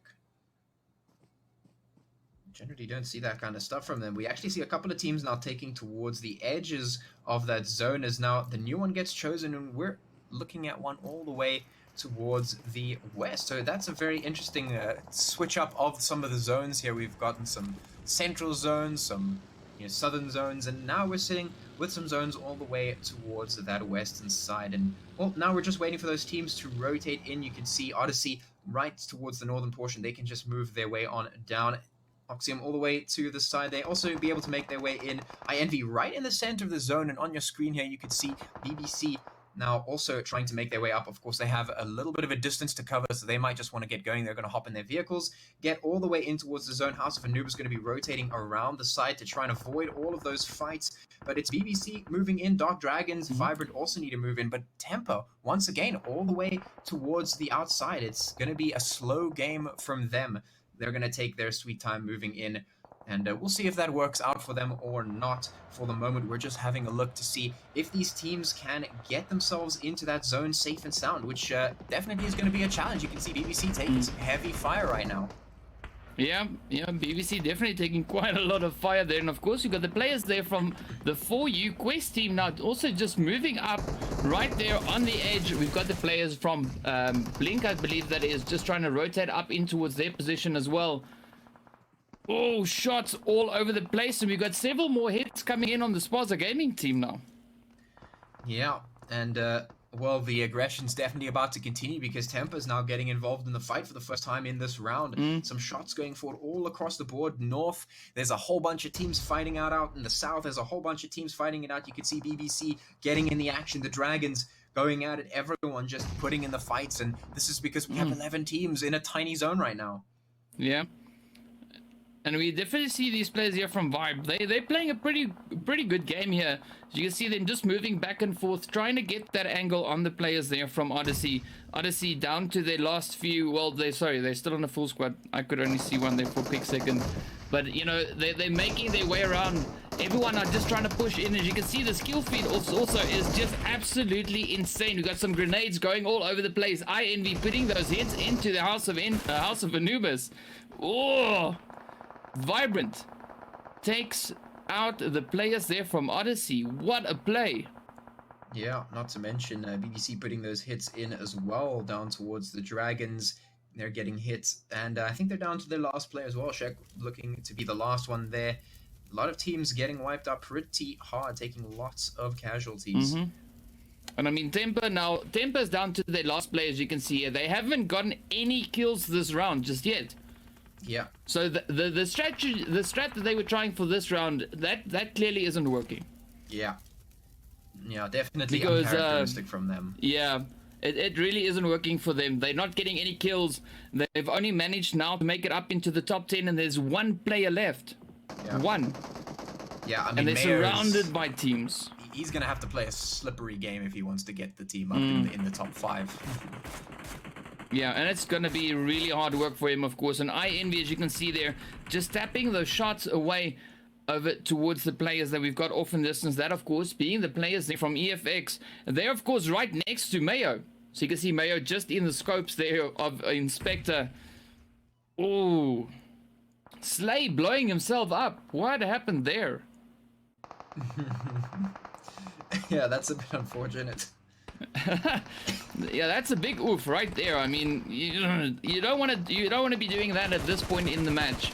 That's really difficult. And BBC now just getting hit there by the players from 4U. 4U, of course, now putting in several shots. They're sitting right over in the southwestern side of the zone, right on the edge. And of course, now the players here from INV also right there on the edge. Several teams are moving up on them. BBC getting blown up, but also moving up right into House of Anubis, as well as Oxy.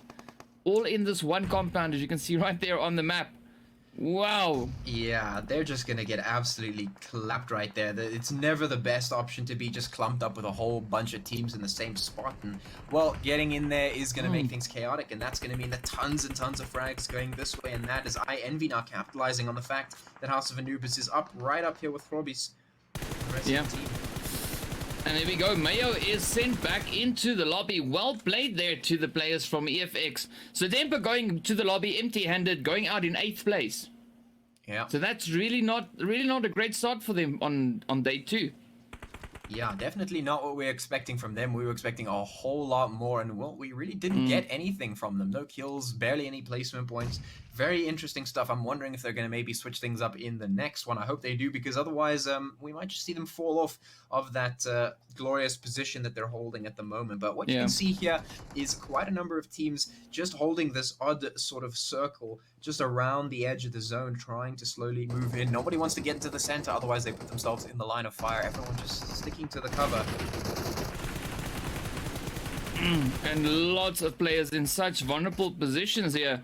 We got iEnvy and House of Anubis still next to each other. We got one of the Oxy players, of course, right there with them still.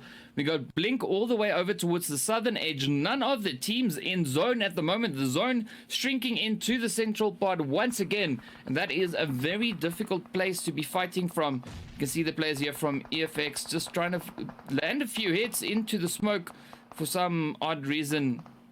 There's no one there. Yeah. So they're currently just wasting ammo. Yeah, I mean, at this point, we're seeing a very interesting setup. We have 6 teams remaining on the board right now, but the majority of them is going to be, of course, Effects up there in the top with a pretty decent set. We have 4U, I think that is, with a little bit of a strong set, but otherwise, most of the players here are like either solo or duo at the moment. So the strongest powers here need to make something happen. You just utilize that man advantage that they've got going and potentially, get themselves to the top here. Yeah, so we've got the players from EFX sitting on a full squad. We've got the players there from Blink sitting on 2 shots, now flying up once again from iEnvy. He's only sitting on 2 players. And also we've got the players from 4U still on a 3-man team. House of Anubis and Oxy, of course, sitting on solos. Oh, Inspector moves in and gets hit there by the 4U team. Yeah, stuff is looking pretty crazy right now. But for some reason, we've got EFX. They're focusing all their attention over to that rock. There is no one there. Yeah, that's definitely interesting to say the least. We'll see if that comes back to bite them at the moment. House of Anubis is going to be putting some pot shots into there, trying to just take out the rest of these stragglers. And that is really going to be the name of the game. If EFX is going to be, so focused in on the wrong spot, they might just get caught out. So they need to swiftly move their attention over to somewhere else, because otherwise they're going to get caught out. They're in the best spot right now. Yeah, well, we'll see what happens now as the zone, of course, now starts closing in once again.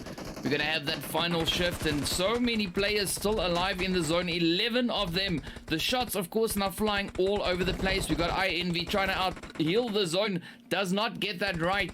Down they go, 3 teams remaining. We've got the players from EFX, we've got the team from 4U, and of course, House of Anubis. So let's see, will they be able to do the damage that needs to be done? EFX, of course, down to their last 2. We got the 4U also sitting on 2 players, and of course then House of Anubis on their lone straggler here, Mr. Thugger. Ooh. I mean, 1 Gren could do quite a bit of damage at this point in time. Yeah, EFX slowly losing that advantage that they've got going for themselves. If 4U can maybe capitalize on that, they could wipe them out, and then of course it's just down to Thugger to see if he can get something done. But Thugger's actually putting in the hits, making it easier for 4U to try and pincer attack towards Effect. So this could be 4U. Yeah, we'll see which way around it's going to end, because we've got a 2v2v1. So this is definitely going to be a fairly tough one. And of course, the players from EFX, they've managed to position themselves, in zone. So we're still waiting for the other 3 players now to make their play. EFX turning the tables ever so slightly, with the zone now shifting up in their favor. They've got this rock and the vehicle that's blown up as some nice hard cover. Oh, Sully getting hit by Thugger as he now pushes in. Thugger out in the open. Zane lands the hit. Now it is Reverb versus MG and Zane. this is going to be a very tough one, and the likelihood of Reverb getting those hits not looking too great. There we go. Yeah. Game, set, match.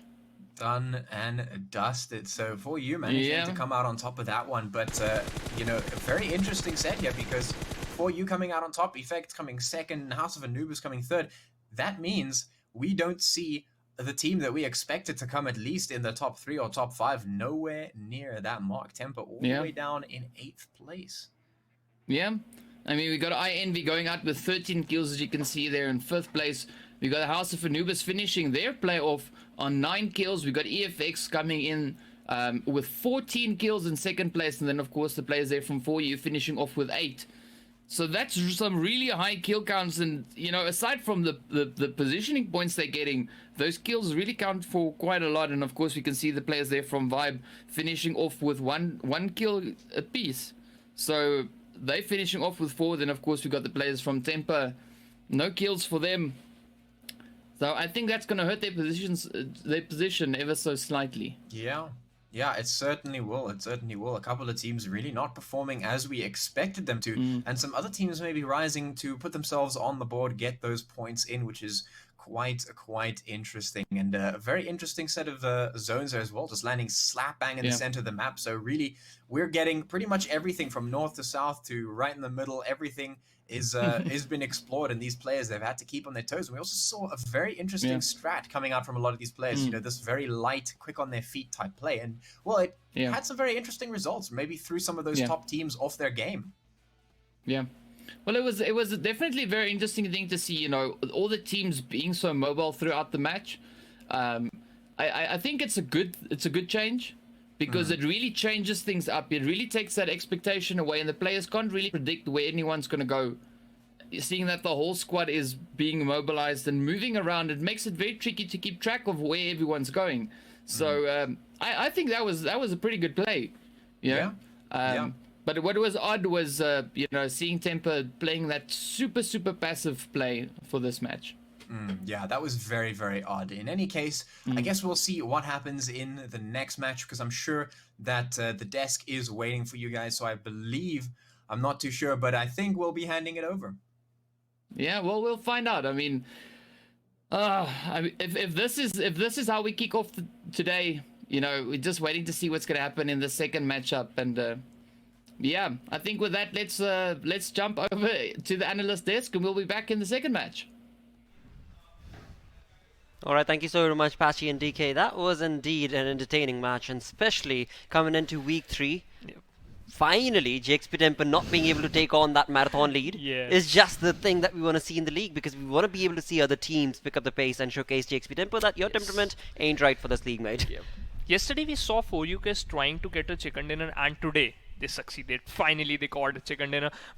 But I feel pretty bad for team EFX, because they scored 14. They have 14 kills. Right. This is a high amount of kills, but they still didn't get the chicken dinner. But if we talk about the top 3 teams, the first team is 4U. Right. Second team is EFX. And the third team is House of Anubis. They got 9 kills. It's a very nice game from that side, from them as well. But they didn't get, at least they got the 3rd position. Placement points also matter, and kills also matter. And let's see what is going to happen. And what about your thoughts about the 4U Quest? Well, indeed, I mean, no questions taken away from this team's gameplay, because indeed they played that safe, low-key game, and when it comes to that gameplay, it brought them decent amount of kills. I believe about 7-8 kills. No, not even 7-8 kills for you. It was a little less than that. 8 kills. 8 kills, yes. Yep. But again, when you talk about the gameplay coming in from the other teams as well, that is where this energy is lacking. I mean, you talk about JXP Temper, you talk about Team Vibe, you talk about BBC. All of the teams are just not able to, or rather the circle was not able to. Either ways, they have to be able to showcase that domination when they're in that playing ground field. With that, of course, it is time for us to throw it into the break, where indeed after which match number 2 is going to get started. Stick around as we go on a very short break.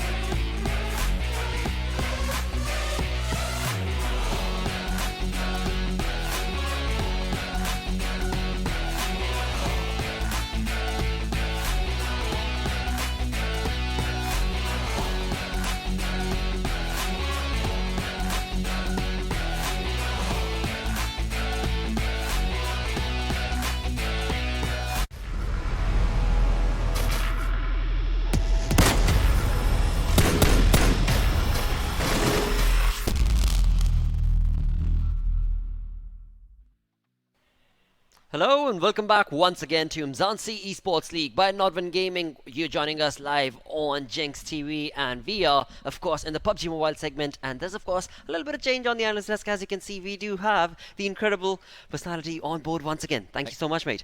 Thank you so much, and we will be taking a quick look at the overall standing after the first game. And no surprises there. JXP Temper, despite the fact that they had a first bad game, they are sitting at 65 points. On second position, we have for UKS with 49 points. Reluctant SS taking to 33 points. I really want to take a look on towards the second half of the page. Absolutely. Where the teams that really need to step up. We still have Team NF Unique, a good team that we expected to do better. But let's see, Inkosi is doing really fine. They certainly are. As we move on to the third half of the leaderboard itself, we're looking at House of Anubis. As of now, they are looking a bit low-key, but I'll tell you what's going on right here is because, again, on the first page, we noticed that when it comes to For You Quest, they actually won the previous game. That, I think, has not been updated on the leaderboard, but it's absolutely fine because, you know what, after match 2, this thing is still going to get updated, so it's absolutely fine. Why not? Let's just get busy with the match and throw it to our casters that indeed are Patchy, my apologies there, and DK.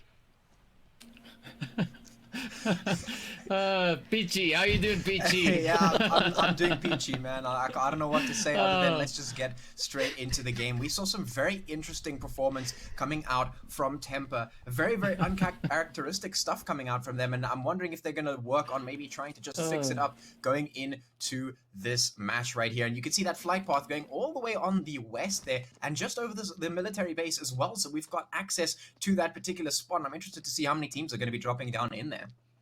And we've got quite a few teams moving over to that eastern side. We've got the Odyssey players and, of course, the team there, that being the players there from the Natural Killers, dropping down right there with the Dark Dragons as well.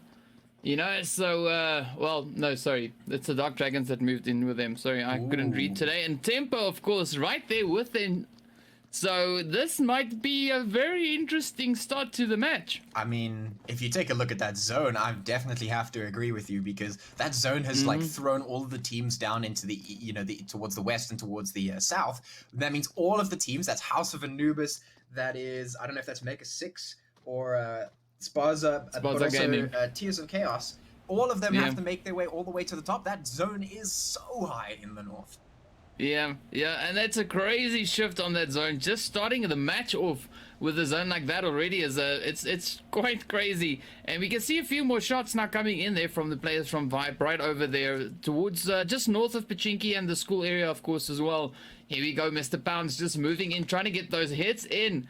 Gets it successfully on Shade, so down they go. That, of course, being the players there from Mecha 6. And now we've got the team there from Sparza Gaming as well as the team also then from Tears of Chaos all the way down over in the military base. House of Anubis right there with them as well. We got INV in a little bit of a pursuit mission there, pushing up on the players from BBC. Vibrant moving in on the players as well now. So Mecha 6 taking a few hits. INV also taking a few hits in the process there. There's a lot of teams actually quite close together, so we're in for quite a bit of a ride for this match. Oh yeah, 100%. You can see all the way in the east there, just by George, we have like 4 teams stacked up super close, and one of them happens to be Temper. You can see down towards the south, we got a bunch of teams on the military base, and a whole bunch of them towards the southern of the main island as well. The only team that is right slap bang in the middle of the zone right now is Effects, and they've put themselves in a pretty decent spot to survive right now. The rest of the teams have to battle it out to make their way out and across back into zone. Yeah, and Tears of Chaos now having to fight against the players here from Sparza Gaming. So you can see we got Deity and Berserk. They just making their rounds though. Vibe also getting a quick few hits in as well. And yeah, let's see, will they be able to fend off these players? Will Tears of Chaos get those hits in? Because it's going to be a very, very tough one. We still have a full squad, but of course, you know, Sponsor Gaming only on the 2 players. So we'll see what's going to happen. Shots, of course, now flying up. Bane getting taken down by Deity. Yeah, this is a little bit of a, well, not so much a stalemate, but these teams, you know, they have to pick their fights very carefully. They're so close together, and they have to make sure that they don't get caught out just running down the hallway or turning the corner or something. At the moment, you can see Berserk trying to put the hits in, almost getting taken down himself. He's very much dancing on the edge of his life. And we also still see on the western side rather of the map there. Oh, Deity goes down. We still see the players there from Odyssey and the Dragons still fairly close together. Also the Citizens and Temper right there with them. So we will keep our eye on that side, but of course in the meantime we are focusing on the players here. Tears of Chaos moving in. Spaza Gaming right there with them. Shots flying up, as you can see. Tears of Chaos down to 3 players. Oh, there we go. Spaza Gaming now starting their assault. Oh, what a hit by Jinx. And then of course we got Staples up at the top there, keeping Overwatch. He might be the last person to survive, depending on what happens here with Tears of Chaos. Yeah, it could certainly be that way. Right now, you can see Chris just trying to get the rest of his team up and running to try and fight against the rest of Tears of Chaos here.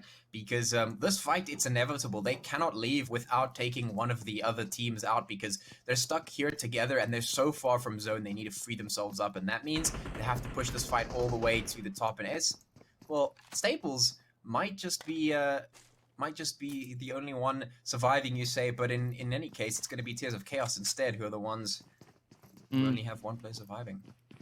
Yeah, well, they've got Tide left, and Jinx, of course, now is out.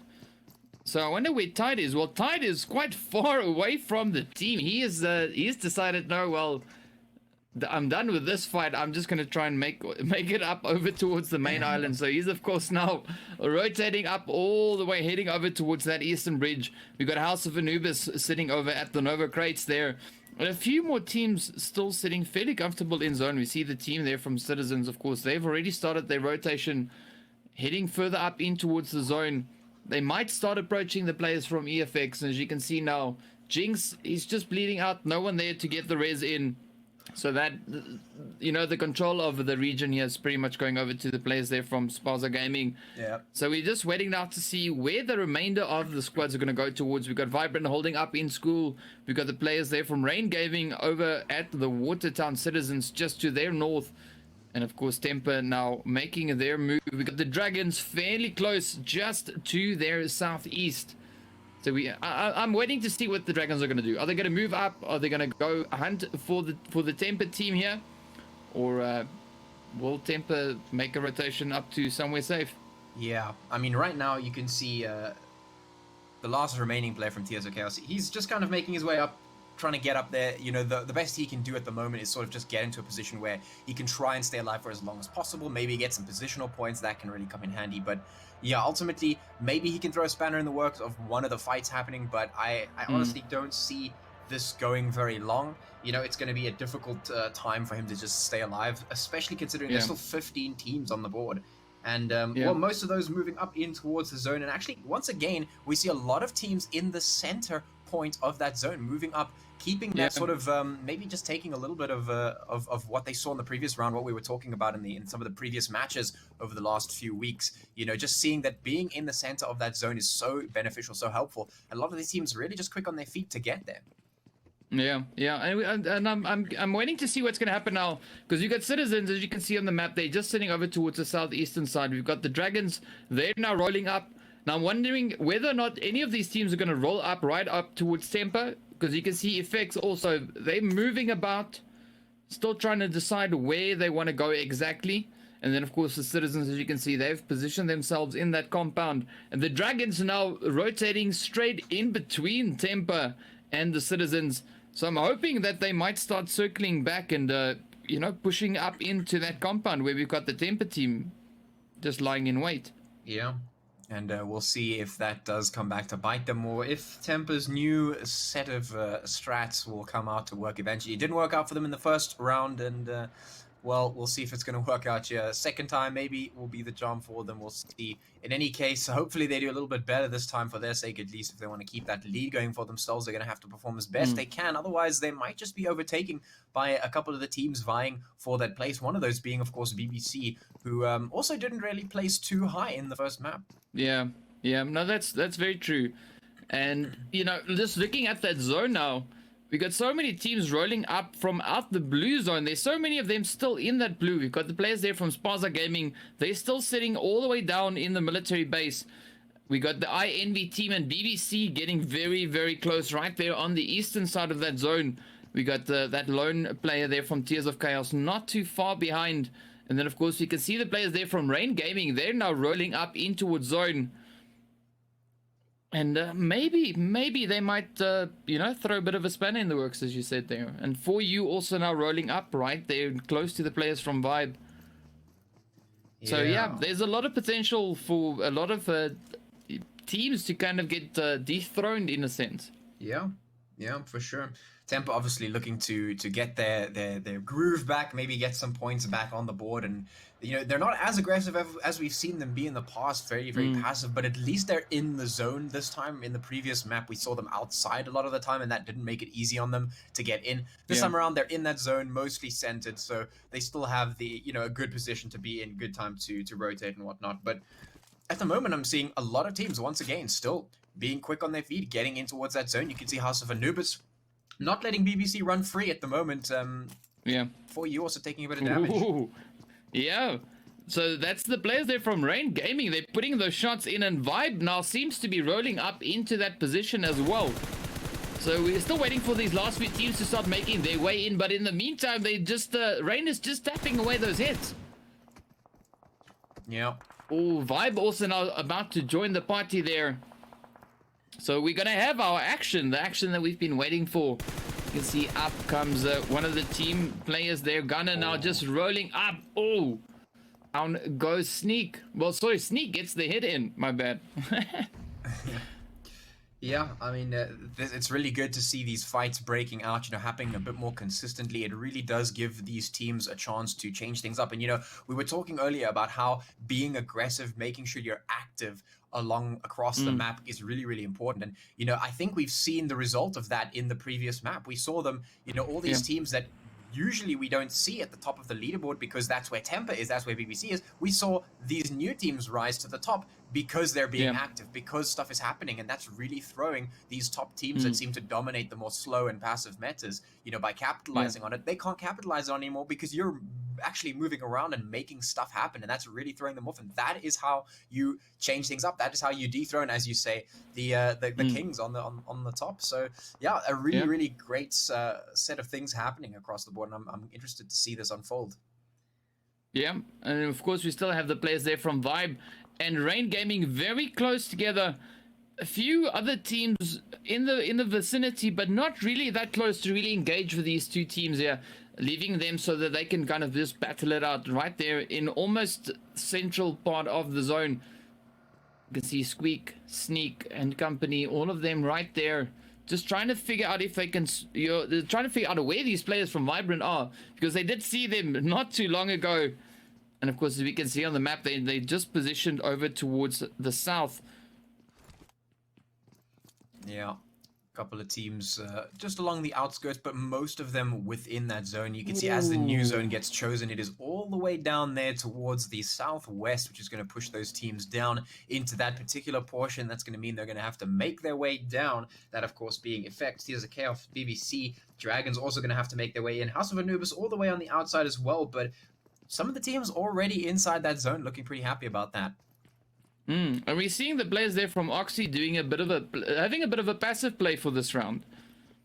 They positioned fairly high up on the outskirts of the zone, right there on the edge, adopting kind of what we saw with Temper in the previous round. Yeah, I mean, that could be a pretty good way to approach a map where all of the teams are being very active. You can sort of step back and go, okay, if everyone's going to be super active, then we're going to let them fight it out and reduce the numbers, give us a better chance at being in the top half of the lobby. So it's basically sort of guaranteeing placement points. But the problem with that is if you don't manage to flick the switch and go from passive to aggressive when you need to do it, then that could cause some problems. Because like we saw with Temper, sure, they were playing passive, sure, they got themselves up to 8th spot, but there was a point between that when they were passive and when they needed to get aggressive and start getting the kills in, because you need to make that change, because once the zone gets smaller, once there's fewer teams on the board, you need to be in a good spot, you need to start getting aggressive, you need to get the kills. Yeah. And we're looking at a fairly congested section of the map, of course, being over in the northeastern side there. And also there's just the section here where we've got Vibe and the players there from Rain Gaming. Several shots, of course, now flying across between the two teams. So at the moment, we're having a bit of a 3v3 there. Squeak, of course, getting knocked out. So we still have Muffin, Sneak, and Quickscope. So there's still a lot of damage to be done. But we've got the team here from EFX now. They just putting in those shots over towards the Dragons. As you can see, just up ahead of them. Reverb just tapping away, hoping to land some hits. And we got BBC also just rotating in on the northern side. So it is a bit of a spread. And we might even see the players there from Odyssey now moving up over towards Temper. So just waiting to see what's going to happen there. INV also not too far away from the players here from EFX. You can see them just on the southern side there. So there's a lot of potential and a lot of things can happen in the next few moments. Just waiting now to see which it will be. Yeah. Yeah, a lot of teams obviously now having to make their way out from the outside into the zone means that the center of the zone not really populated, but that does mean that the northeastern portion of the zone is incredibly populated. So many teams now need to fight their way through if they want to get into the center of the zone, and depending on where it lands next, might just force some teams into some uncomfortable positions because that blue zone is about to close in. Yeah, no, definitely, and we'll see what's going to happen. Oh, a lot of teams moving up. We still have these two teams over here, the Rain Gaming team and of course Vibe, and a few other potential fights now to break out as the zone shifts up and continues to move even more towards the northwestern side there. So at the moment, as you can see there, we've got one team currently sitting in zone, that of course being the players there from Oxy. So for once, the zone is kind of shifted in their favor. They don't have to try and position themselves. They can kind of just bank on what they've got. And BBC now, as we can see just on the map, they're taking a few hits. EFX now moving up towards their position. We got Odyssey already rotating up, and we're still waiting now for the players there from Sparza Gaming, the team there from House of Anubis, and of course the players from Blink, all the way over in the southern side on the opposite end of that river to also get their rotation going and make their move up in towards zone.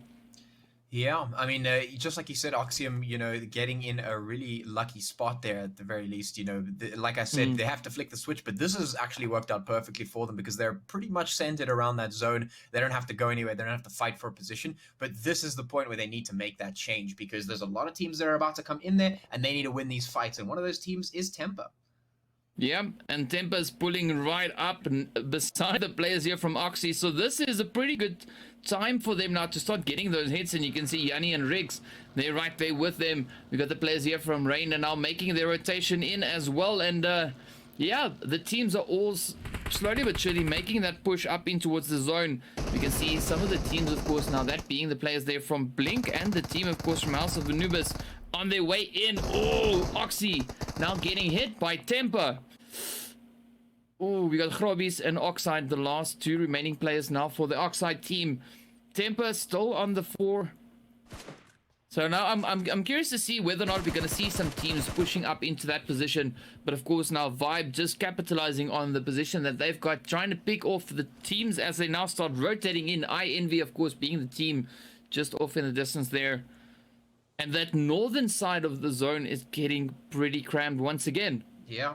14 teams on the board, and this zone is like 500 meters across. It is not very big. Still so many teams remaining. And, well, Tampa, they're fighting for that top spot at the top there. They've seen Oxium up there in a good spot. They decided we'll have that, they'll roll up in it. The rest of the team's now fighting along the outskirts. Of course, INV and Vibrant now taking a fight. Vibrant trying to win this one around the smoke. And, well, yeah, we've got a very populated zone. Let's just say that. Yeah. And see Grobbies now just dropping down, seeing that we've got the players from Temper just above them on that ridge line. So now they're just trying to weigh things up. And of course the Temper team now trying to find the angle there, trying to decide whether or not it's worth it for them to start moving up into that position. As you can see also now the kill feed, the players there from BBC putting a quick few heads into Odyssey.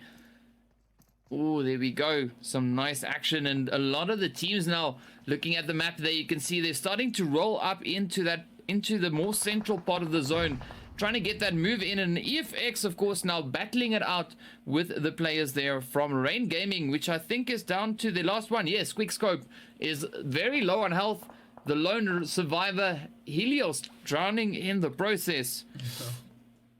Oopsie. Yeah, he goes for a swim and maybe inhales a bit too much water there. Unfortunate for him.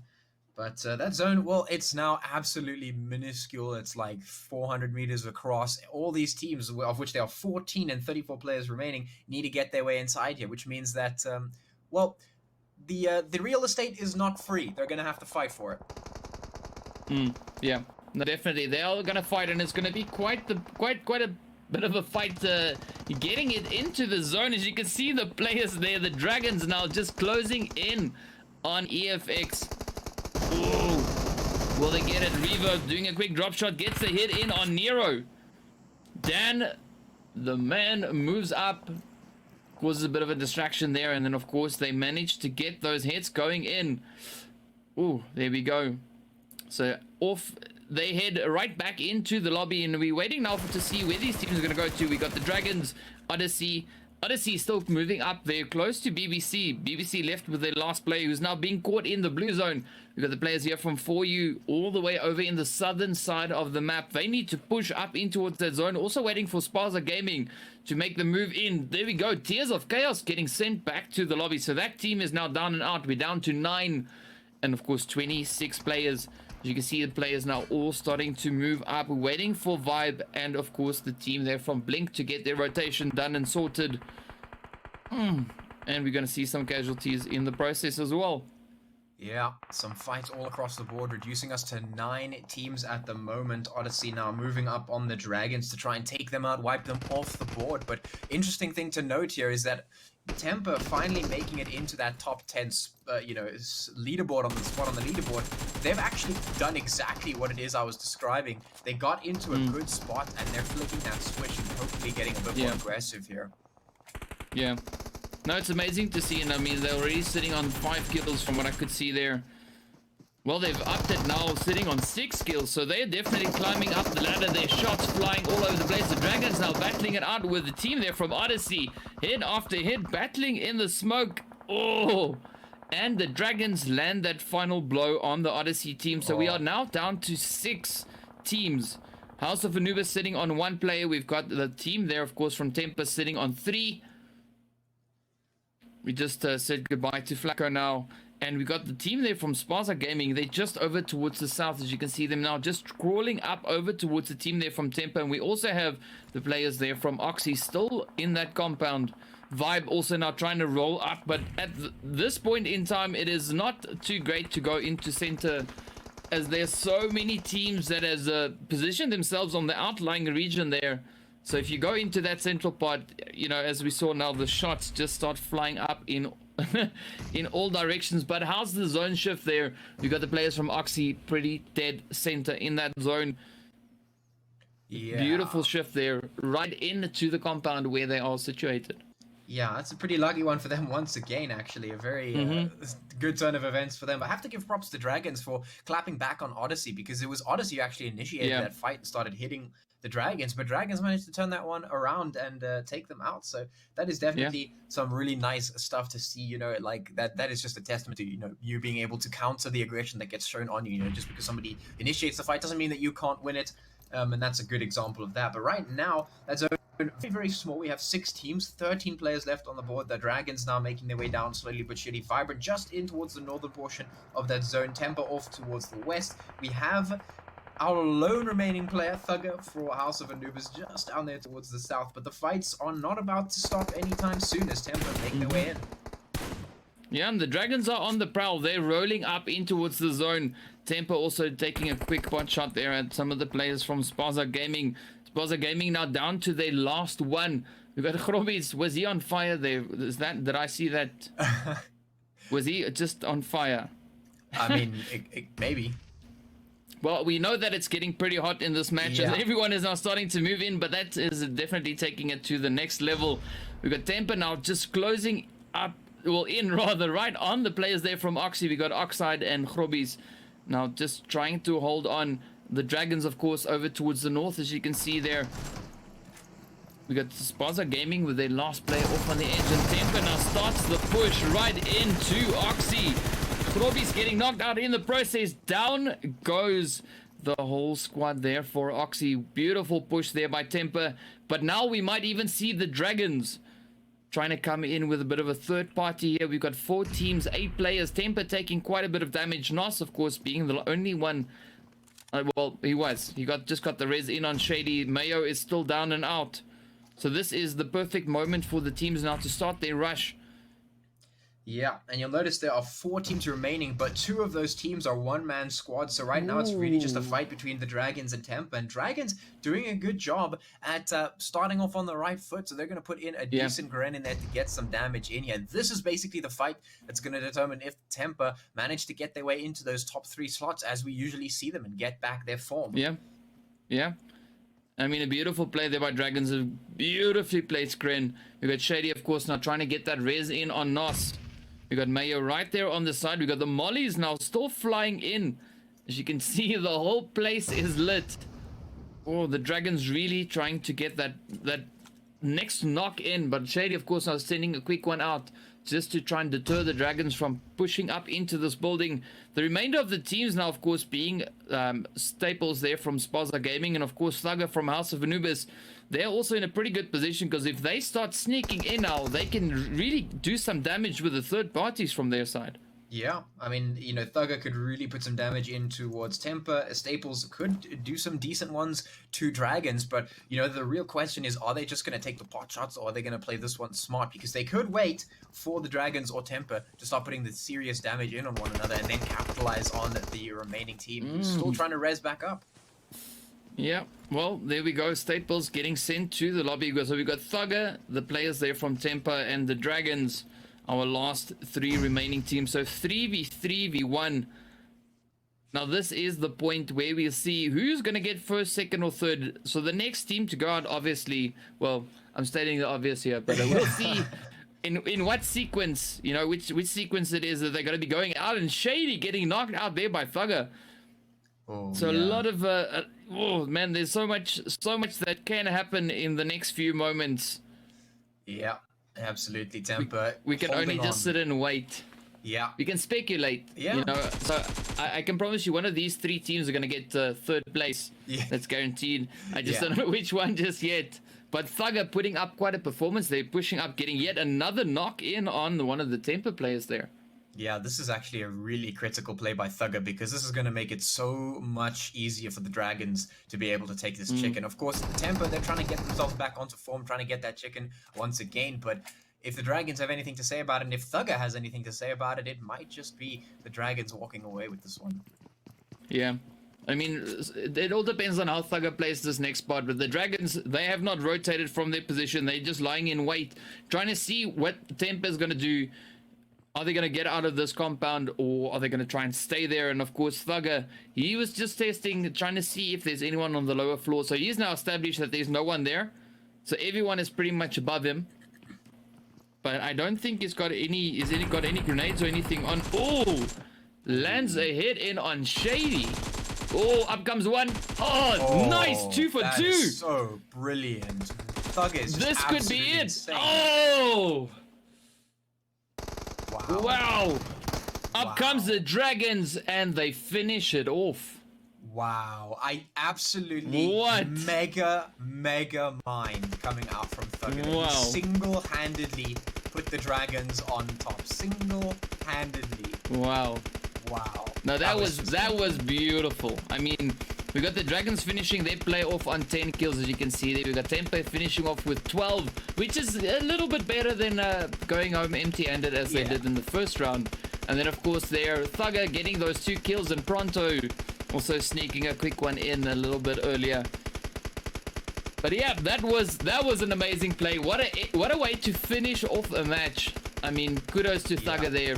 Beautiful play that he had there. And as of course you can see, we've got a few teams with a not too bad kill count vibe. Of course, they're sitting on a very comfortable 10 kills for themselves as well. We had the players from, I think that was Sparta Gaming finishing off on 5 kills.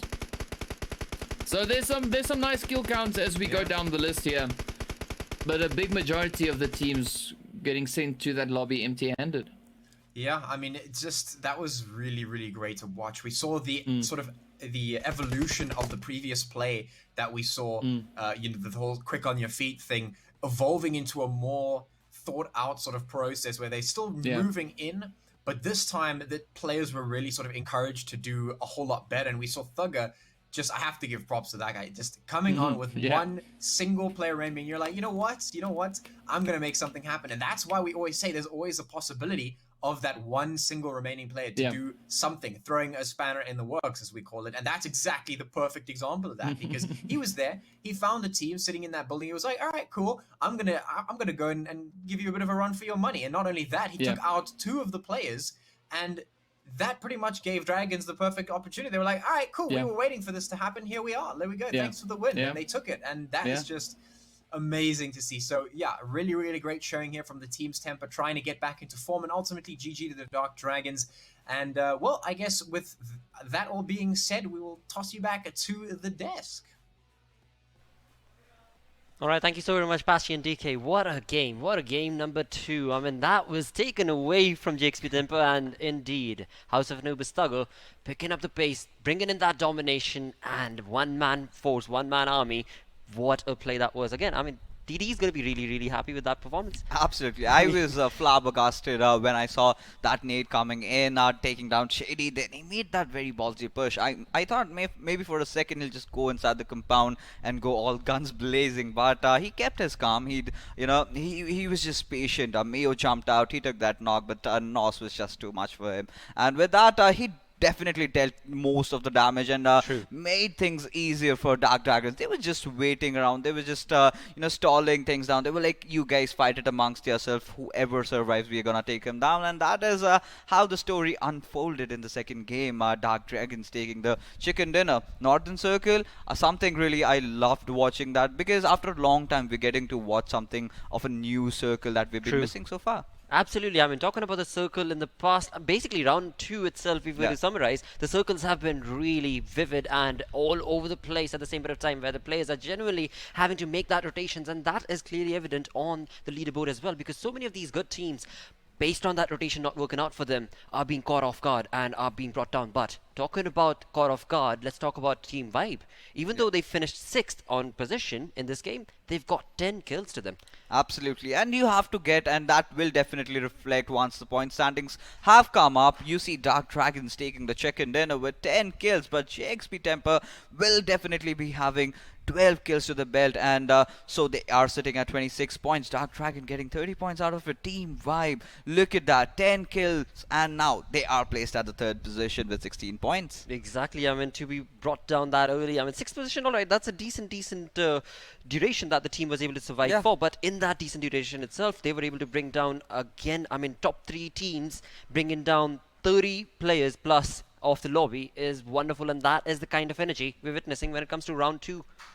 And House of Anubis and For You Quest, these two teams in particular have been very consistent today, and they've got those position points, they've got those skill points. I would love to see where they stand in the overall standings, but if we take a look at the bottom of the table, we do have some teams that have certainly disappointed, and one of that team is INV Gaming, a team that was really doing in the first good in the first round, but somewhere they're kind of being shaky today. Absolutely, that is something that we're hoping that INV as well as BBC actually is going to be able to capitalize upon. But as we move on from the match standings to the overall standings itself, let's quickly find out, based on the matches that these teams have played, where are we at? Again, JXP Tempo 5 points shy from that 100% mark.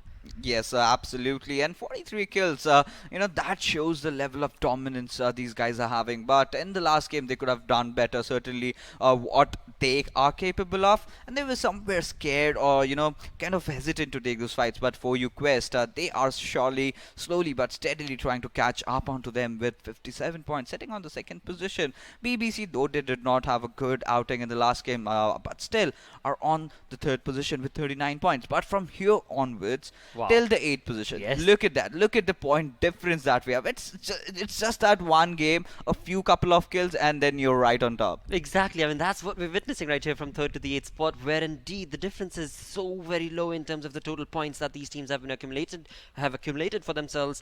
This is going to be a wonderful round 2, where indeed we are going to expect a lot more aggressive plays, because that is something that cannot be taken away from these teams. I mean, you move on to the second page. Earlier in round 1, we would would move on to the second page and we wouldn't really be looking at these sort of point structures or the kills. But here we have a 9 spot House of Anubis on 10th as Team Vibe with again 11 kills, 14 kills respectively. That is the aggression we're talking about when it comes to round 2. Absolutely. And House of Anubis and Team Vibe, like we told, they are putting up quite a show today. So it was a good outing. I expect this kind of consistency. I just do not want these teams to just perform today. I want them to do the same kind of gameplay that they have displayed over the course of the entire league. And moving on to the next page, we have a few teams that are looking a bit shaky over here. And a team that certainly needs to be pointed out is Team NF Unique, along with Quiet Storm Esports. And Quiet Storm Esports, like we have told earlier, they were so good at taking those position points, but this time they haven't taken a single kill and just got those 2 position points. Means they kind of were around 11 to 16 in both their games. And if Unique, a team that was I think on the 2nd position in round 1, and now finds them on the bottom of the table with 23 ranking. Absolutely. I mean, NFX Unique, we can certainly keep our fingers crossed for this team because, again, it seems very well that some of these teams have gone back to the drawing board and trying to understand the competition that now lies in front of them. Because when the round 1 started off with Umzansi, we saw in PUBG Mobile 32 teams grinding against each other. As you move on to round 2 now, this is week number 3 where round 2 has just begun. We have 24 teams in total, and again when it comes to the competition, it certainly has gotten a lot more fierce. So as they move on forth, I'm sure, keeping our fingers crossed, they are going to be able to dominate. I mean, the pressure is really, taking a toll on these players. Like JXP Temper in the last game, I really felt they're going to go all guns blazing. They had the highest number of kills, but it was that one guy, that one sneaky little bugger that was Thuggy, in fact, I'm sorry. Yes. Yeah, he just naded around. He pushed in. Could have, gone for a squad wipe. But then again, you have to question if you are JXP Tempo, what were you doing? Because you got one player knocked down. You pretty much knew his position. You could have just, had your ADS on and taken him down, and then dealt with Dark Dragons. And that is what they did not, and that is how they got punished. Absolutely. I mean, having information, again, this is something we've spoken about on the desk, that having information is very important and very crucial when it comes to the game. But yes, now that you've got the information, well, you better start capitalizing on it when you can see that there are only 3 teams remaining, of which you already know how many players are alive. 7 players, so that means that you have the advantage. You've already got the upper scale when it comes to being on the top floor of that house. I mean, what were they waiting for is going to be a question that the obviously we do have high expectations, right, from JXP Tempo. Most certainly, and of course with that, they are looking really neat and strong as well when it comes to the leaderboard, because they've got 95 points and the second team is looking shy of, well, about 40 points or 30 points because they're at 56. So indeed, as of now, JXP Tempo looking really strong, but so are the other teams. With that, we do reach the end of our PUBG Mobile segment. Stick around as we go on a very short break, because coming right up is Tekken 7.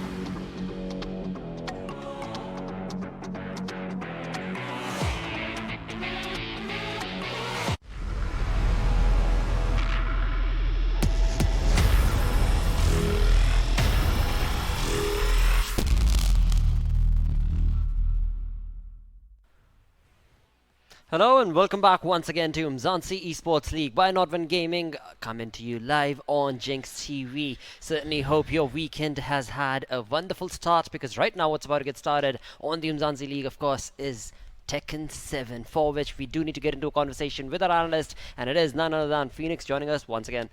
Thanks a lot, for the introduction. And yesterday we saw a very interesting match, and Calimbuk's proof that why he is the Moment King.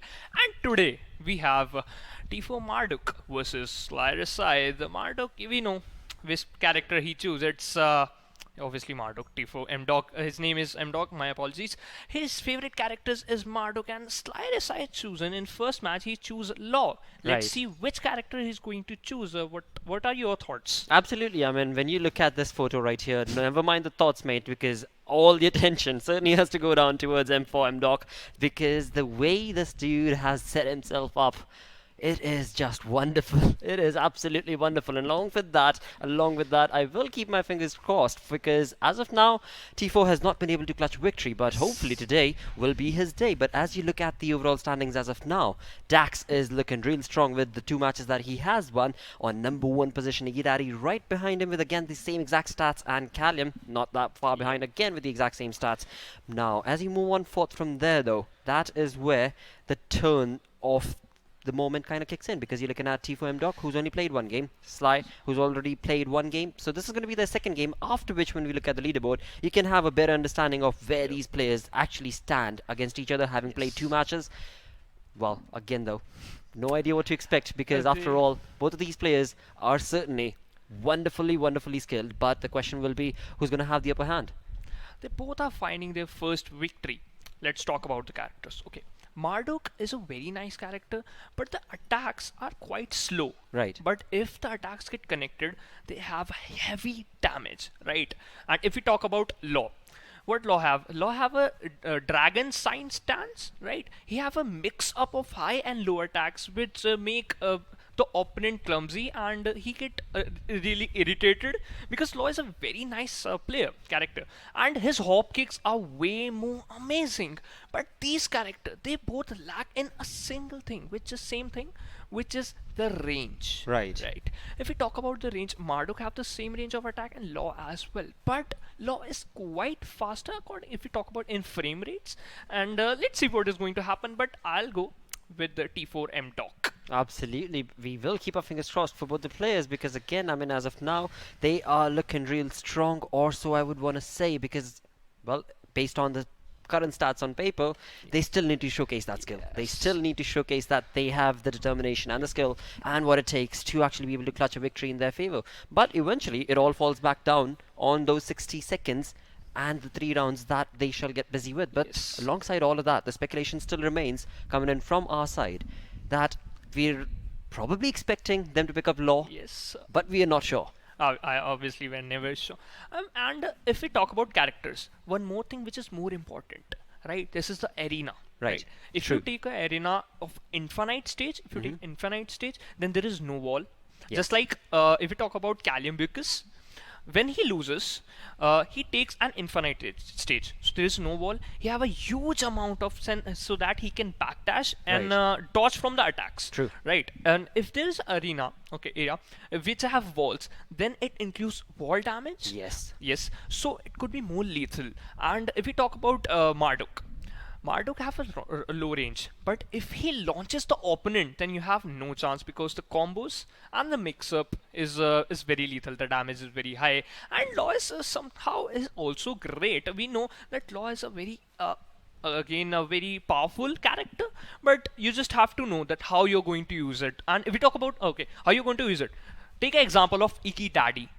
The way he uses Zafina is Right. really amazing. He know what he have to do, and I'm still waiting for the fight between Iggy Daddy and Calimbukis. Absolutely, that we shall have to wait a few more days for, because right now, of course, as we get into the grind of things, we are certainly hoping to see some wonderful plays and some sly risks taken coming in from Sly as well as M-Doc, but only time will tell. Again, those of you sitting back at home, you guys already know these players, well then, show your love, hashtag Umzansi, and let them know, let us know, what is that player that you guys are rooting for when it comes to the Tekken 7 altogether league itself, because we've got 8 players in total.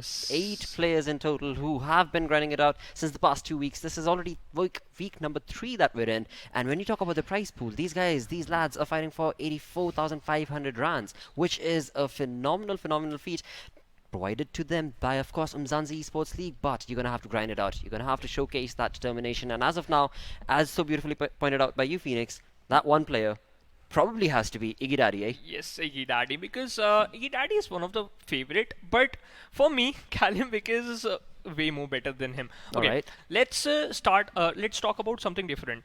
We know that T4 MDoc is going to choose Marduk. No, we don't.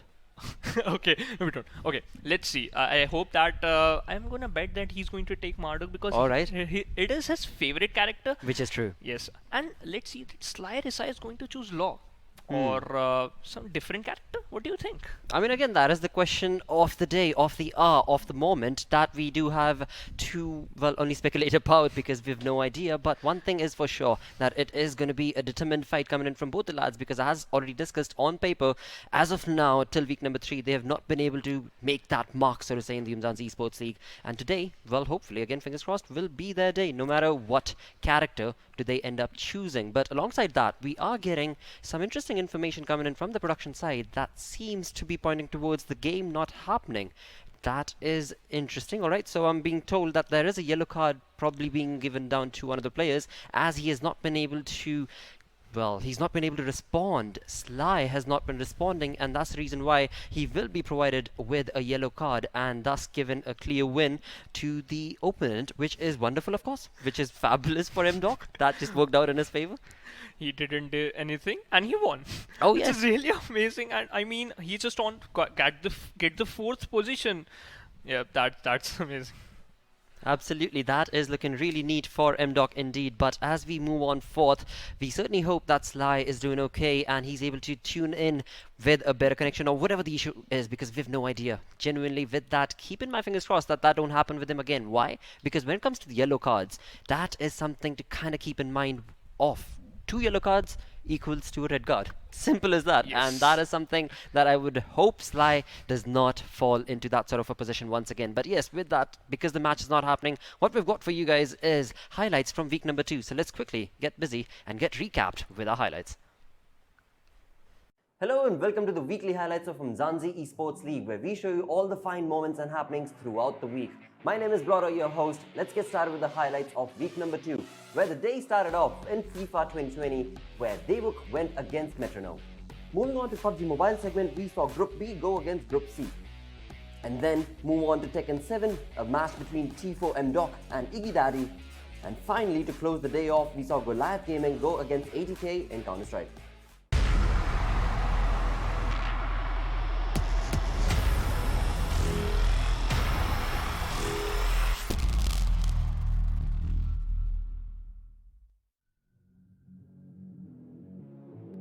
Bit more, has Alexander Arnold running in on the right flank.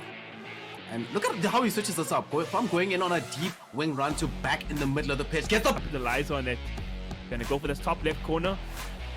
Ooh! No chance. That was good No enough. 2-goal lead now for the man That in was- blue. Gonna send the ball off to Salah here on the wing. Mohamed Salah has that pace, can make a good run here. Gonna hold it, send the ball to the middle to Firmino. Firmino in a great position. He's gonna go for the finesse shot, and he...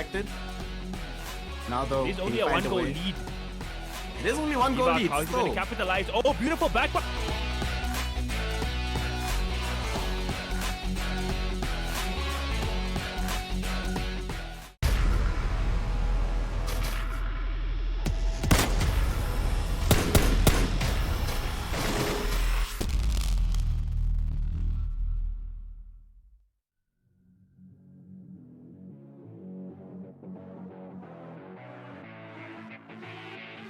As you can see, Opium, of course, taking quite a bit of damage.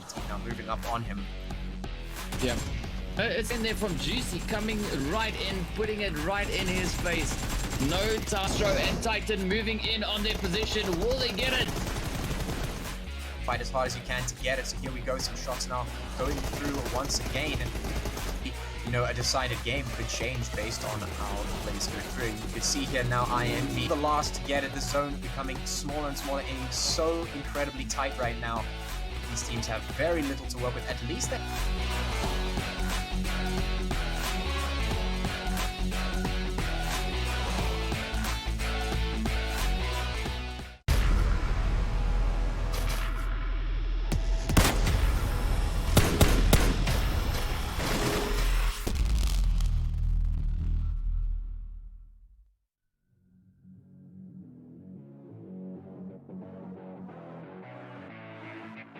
We got Ash also now going down. He's moving back over towards Joker to get the res in on him, and the Rogue Gods are in fact now really starting to turn the tables. Are the Natural Killers moving up to send him back just to seal the deal? Let's see, will they be able to get it? Yes, down he goes, just flying up. Juice now is the last player that's still able to defend against the onslaught there from INV. So Boyka, of course, now getting He's really putting in the work. They want this so badly, but can they get it? Can Maniac pull this off? It's a 1v1. Is he gonna get it?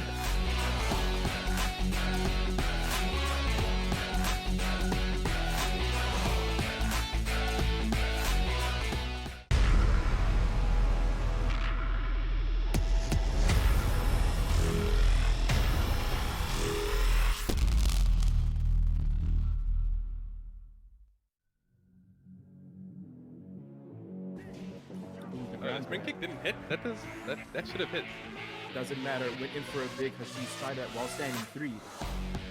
Ground and pound. Finish it. Ooh. There we go. No Big tech. throw mix. No tech. Not needed. Coming in with the big BTS setup. Oh. Does not need. That's Minus 1,000 frames. plus 1,000. That's the way. Can't even move.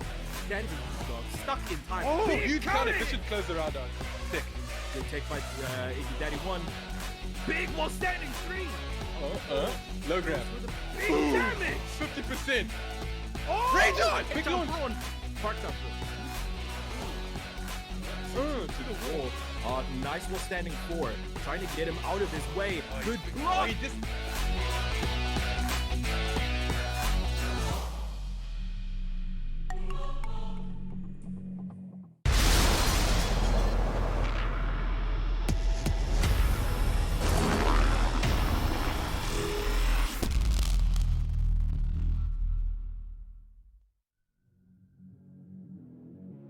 Umzansi Esports League Day 1 and Day 2, ATK went against two wonderful teams, off of which they To now trigger Goliath to take this egg on side. Doro sitting in the flames there. Need to be careful of those USBs, as you can see slowly taking down Adara. And there's Mr. coming in with the FAMAS, dropping down 8 players here to get that right. Trouble. And there we go, good spray down for Kani. We'll try to get the second one, but keep taking down. It's up to 80 here. But the jump is just not there. Kani doing well, taking out Mr. and slowly Blaze immediately popping in and picking up frag. Oh, he almost gets the one shot in. They need this round. Unfortunately. And this is rapid. Yep, looks like Slurry's backed off immediately under the end of the team, so he'll be able to do something. They need to be careful of Dory in particular. And he'll be able to equalizing it out here. Actually, the first drag for Kanye. That's another danger man in the picture. Picks up another looking sharp, as you see. Coming in aggressive because how long will it last? That's the question. As you can see, Seltzer and Kanye frags going all over the place. You see Blaze and Alien picking up respectively, so they need to watch out for picture, so that's a good thing. But this is not the case here, as they've done well with defense and they've managed to pick up pretty much every Goliath in some form of safety. They're feeling it on the way. Nora doing well here more. Yeah, Goliath. Oh, he didn't do anything about it. Blasting into this top side, doing the damage and picking up the first frag. Nora though immediately responding with at least one pick 9. Bombs planted here, so all of a sudden coming in fast. Tries to pick up the 1-1 spot. Wow, look at that. And Adara does well by taking down Blaze. That's going to be up to touch it out here. There goes the flash. Now for a very experienced team here. Now how to do the 3-on-4 disadvantage for Blaze. Might be able Oh, but the angle might actually favor him. The angle's favoring. Oh, yeah! Look at that. Odaru and AD and UC taking down Mr. Nodwin. Able to pull it through Goliath. Will ATK be able to take control of this? It looks like that's going to be the case with Blaze and Mr. pick up frags. And here we go. Oh, sprayed entry on this retake. It's gonna be tough. Honey doing well. And there we go. This is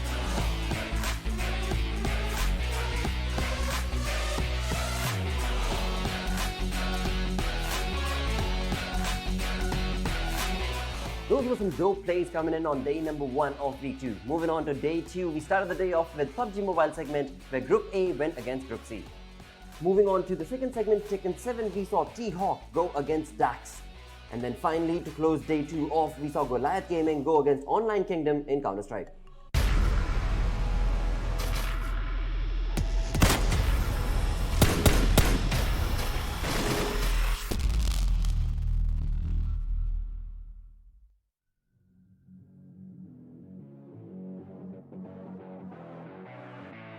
Well, you can see Chris and Dare team moving their way off. Yeah, they just moving up to get a bit of a flank going. Because they're coming up right behind the players there from not in zone just yet. They were way off in the blue. They're going to start hunting them. Or what's going to happen? And oh, there we go. EFX pulling up right into yet another squad. Wow. We've got shots flying up off all over the place. And Temper now going in very low on HP. You can just see them dancing back and forth in and out of the smoke. And Temper gets the done. Some really well played stuff there. But the fight's still continuing here. Mortal's putting some shots in now. Look at part of the map is absolutely insane at the current moment.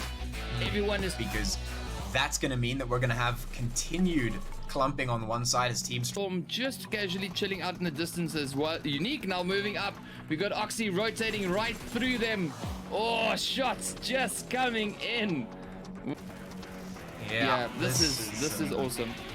Yeah, I mean, but these. What? Rick's just ripping it up. Quick few shots flying in there. Oh, shots coming in once again. Oh, nice. He's searching, trying to find it.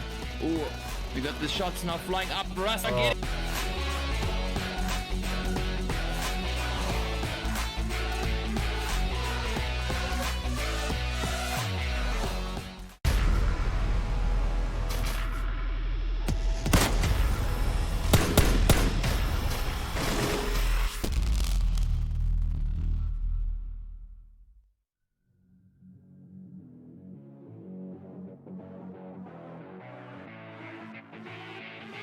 And of course, you know, one of these two teams are going to be sent back to the lobby. That's isolating all the chaotic units. But right now, you can see them moving up nice and quick. This is going to be a tough one as the INV team now starts pushing up. Shots coming in. Down goes the Rogue Gods one by one.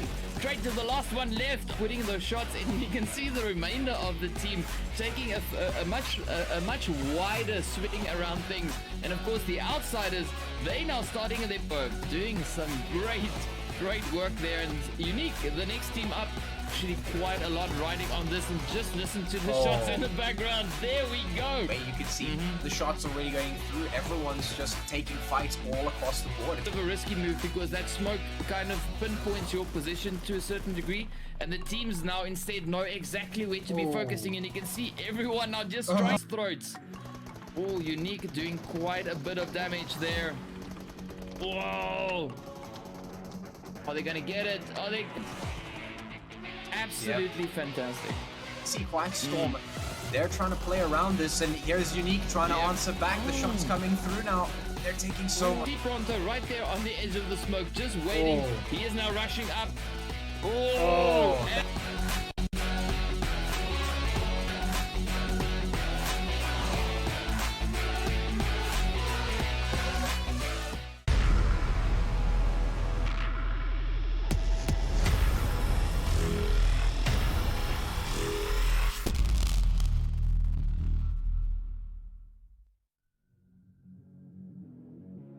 There we go. To the wall, Brew. 2.1 meters, please.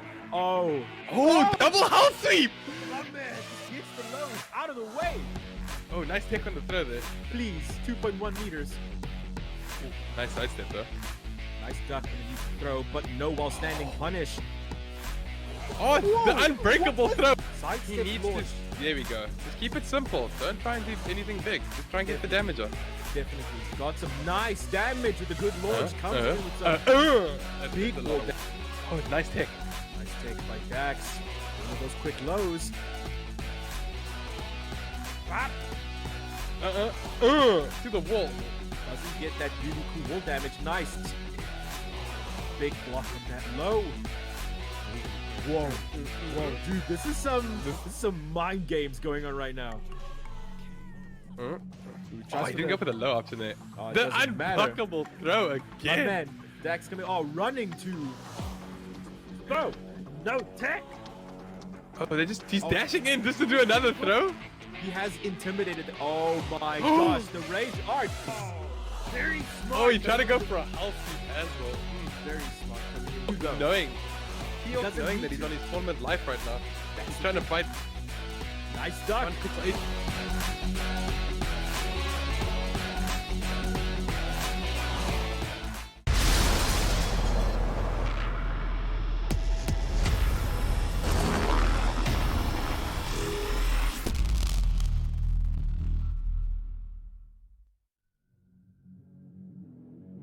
But this retake should not be happening. We've got the side already waiting for you there. Carney starting it off. Fire.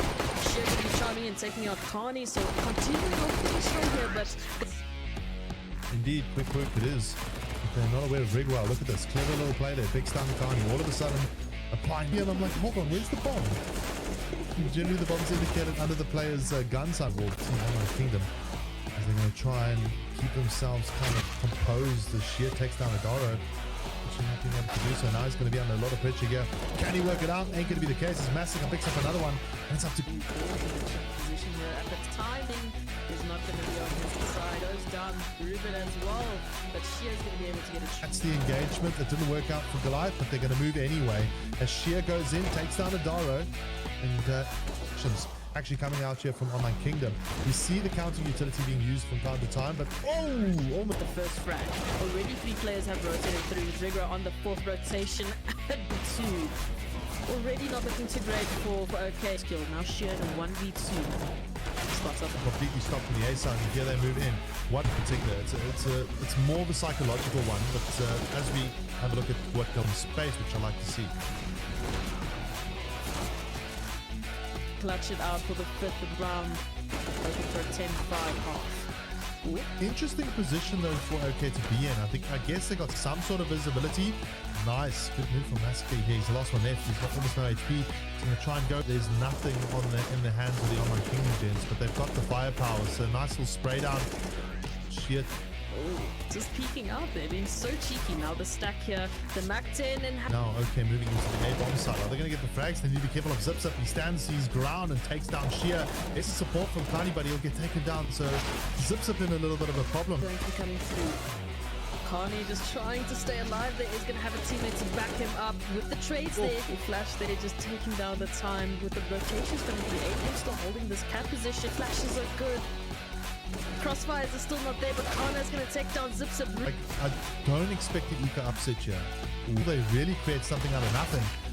Oh, look at the angle. Oh, he misses the shots, and there's the defuse already. Now it's up to Sheer. Use of utility from Online Kingdom. Medium sitting here in Flamebox tries to keep himself alive too much. I mean, he's 8 for 22. He's not really kind of stood up for his team.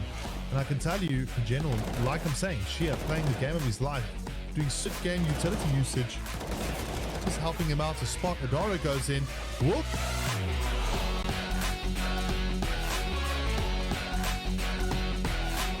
Now heading into the final day of the week, starting the day off was again FIFA 20 segment where we saw David go against Mobizilla. Moving on to PUBG Mobile segment, we saw Group B go against Group D, and then followed by Tekken 7 where indeed it was Iggy Daddy taking the win against T4 Jin, and finally to close the day off it was Sinister 5 going against Online Kingdom in Counter-Strike.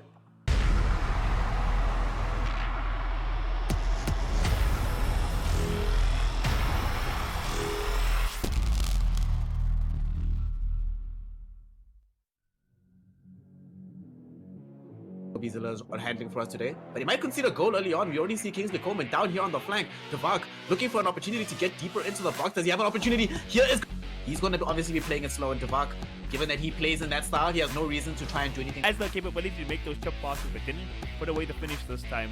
Now, Moby in a dangerous position once again. Back to Mohamed Salah. Can he make up for his mistakes? The rebound comes. Only a one goal. We only saw one goal in the whole 90 minutes of the first leg. This time, Moby's got 5 shots off in 30 minutes already, Snare, but now he might win it at later portions of the game. But Oxlade has been so prominent for Moby so far, but now Devak in a dangerous position. Kante going to set it in the middle, then up his defensive game, because in front of goal he was good on Friday too, but now his defense so great. But here's he on the attack. Griezmann in a good position right now. Can he?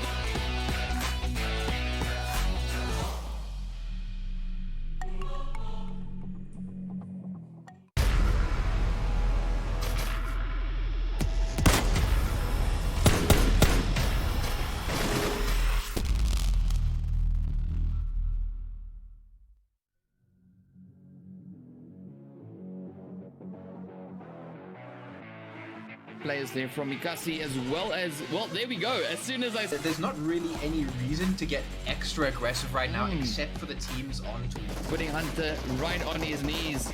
Oh, look at this. I think today, this first match already is gonna be right there on the mini map, and of course the players here from 4U just try to sneak in a few steals there. Everyone are just making their way. You can see the kill feed now starting to light up as the players. Yeah, and it's pretty obvious where the other player is. You can see both of them. They're pretty much looking at each other, and off goes the shot.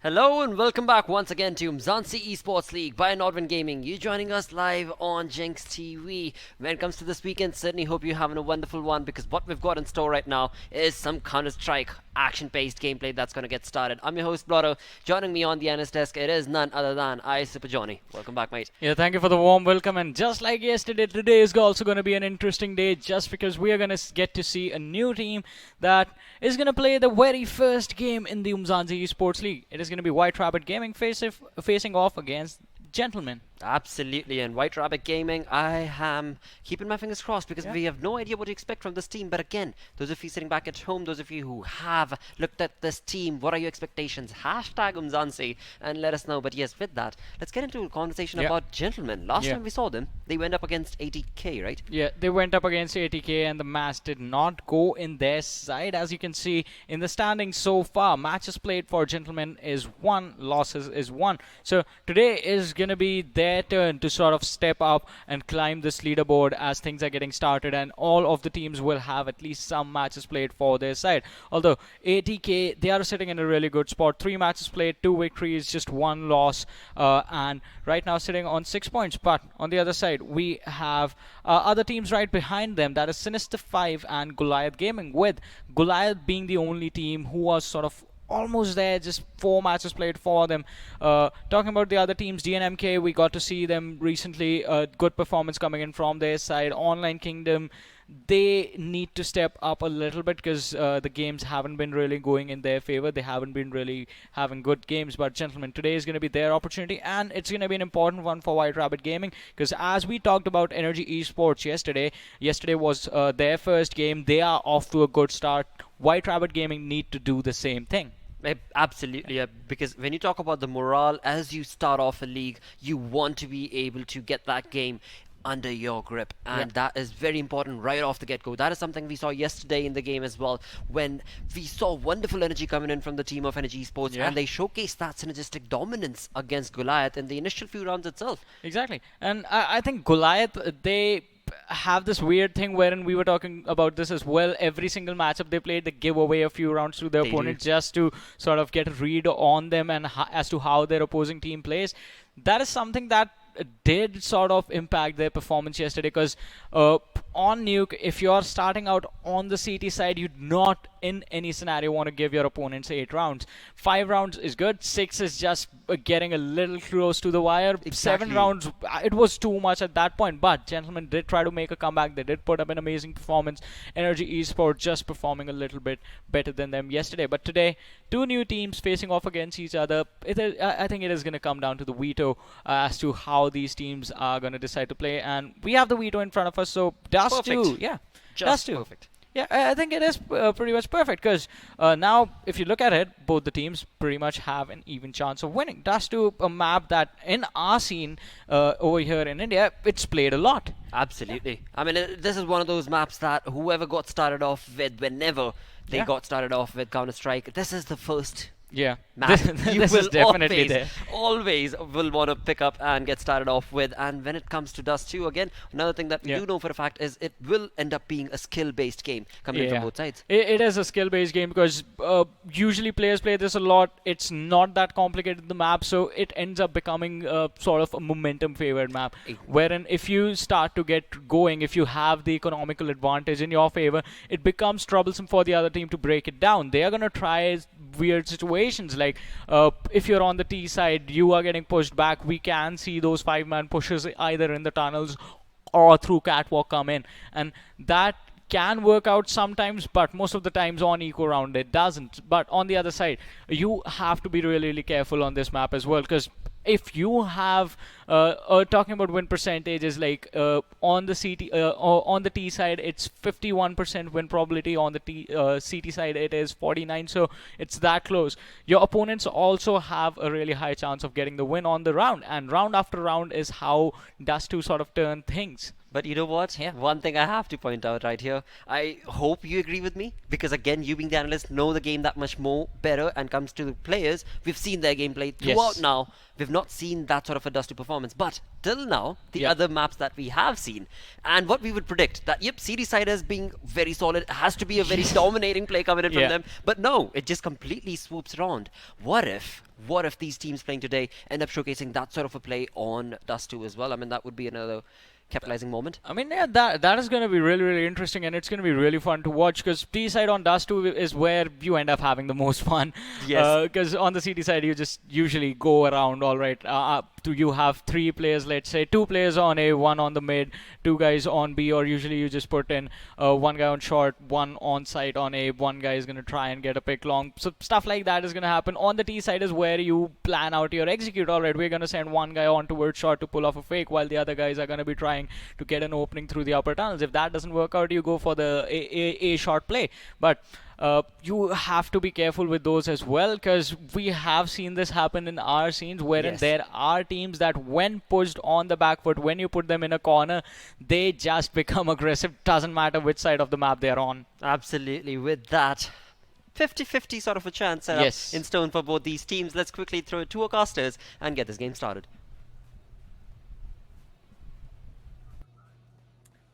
so much, guys. And wow, what a crack of a match. Finally being able to see what White Rabbit have in store for us. And today with me, my name's Proxy. I'm going to be joined by Patchy. Are you ready for this? It's going to be a Dust 2. It's going to be a fun one. Oh yeah, oh yeah. I'm super ready for this. One of my favorite maps of all time, Dust 2. It is a staple, and like I said in the analyst desk, it's a staple over there, and it is a staple for us here as well in South Africa. Everyone, pretty much across the known CS verse, basically has seen this map time and time again. It is like the classic CSGO map, and I mean, I love to see it come out. It's definitely going to show, you know, which of these teams can make the least mistakes, you know, because that's really what it comes down to. You know, which teams can keep the momentum going, which teams can basically just keep themselves level-headed and make the stuff happen. So I'm very, very interested to see, you know, which team is going to come out ahead. Of course, White Rabbit making their debut here. I've seen them before. Definitely a team to keep your eyes on. Of course, the Djentlemen. We've only seen them once so far in this particular series, and well, it was a loss, of course, as you saw on the analyst there. And well, I'm interested to see if they can maybe make a bit of a comeback, make this one a little bit more competitive, trying to get that round for themselves, get that win on the board, you know, in the beginning of this one. I mean, Djentlemen, definitely, when we started out with 80K, they started taking the lead almost immediately. Some really quick aggression, some really quick pace gameplay coming through from them. And then when 80K started switching it up, started being a bit more aggressive and started just changing up basically their positions, it started becoming really difficult for the Djentlemen, especially when we went onto the CT side. Just to give you a bit of an insight, Patchy, 80K were just running through their defense there. It was a bit of a weird one to watch. The Djentlemen just didn't seem to know where 80K was or where they were going, what was happening, where they're getting shot from. So for the Djentlemen, I really want to see some good, you know, defensive positions, hopefully just fixing those improvements. It could be the map, it could just be, you know, that night. Sometimes those things happen.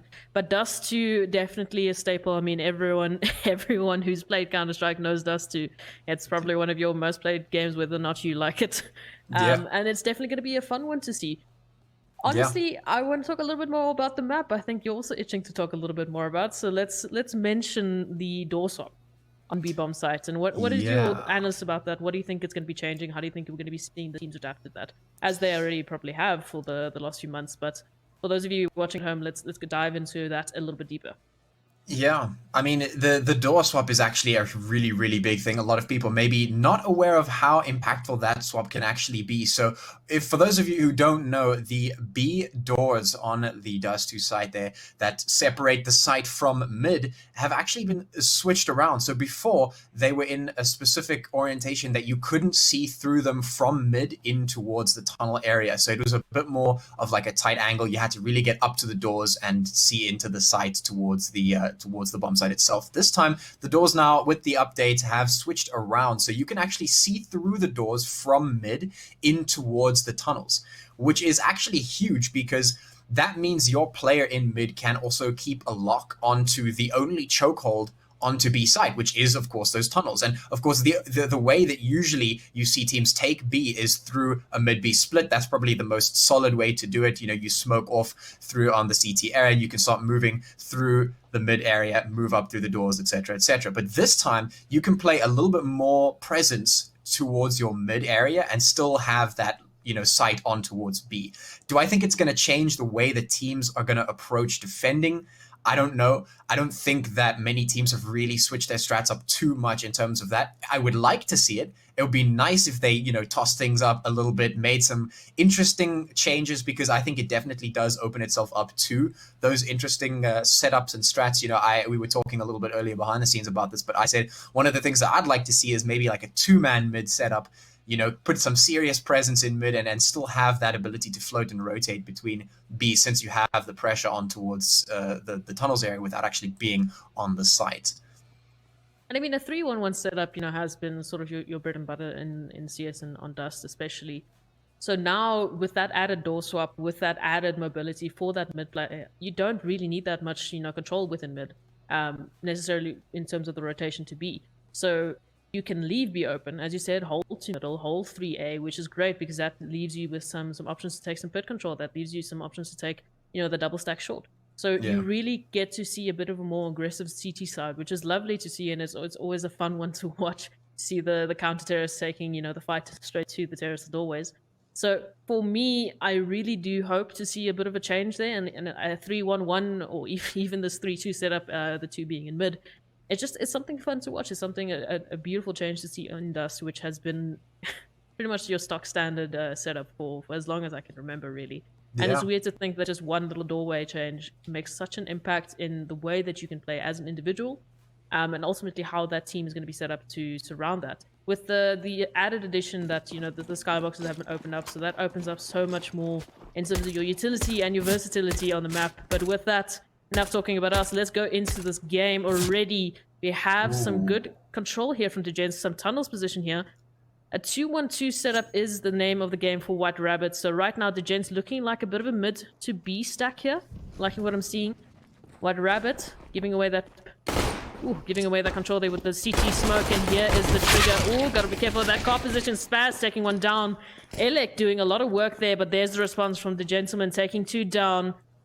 Not with a lot of HP left, I might add, but this is a 3v3 retake. HP on both sides looking a little bit worse way.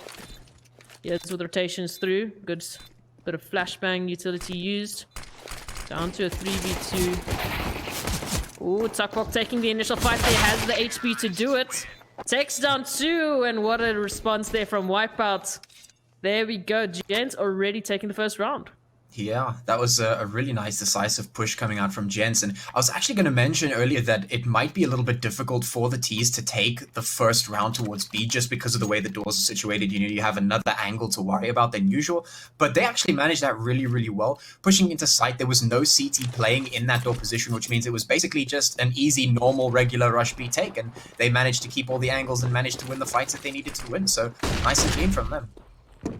And I mean, with the spawn here from Djentlemen, it looks like it's going to be another straight B tech as we have them already on the B bomb side, but they're not looking to where Zio is holding. Good headshot from him. Drops the bomb. Leaves it into a bit of a situation for White Rabbit. Bomb dropped. Rotations are through. Flexi doing a lot of work there, taking down Sneaks, opening up the site just a bit more, but here's the response from White Rabbit. Down to a 3v2, but the flank is not yet registered.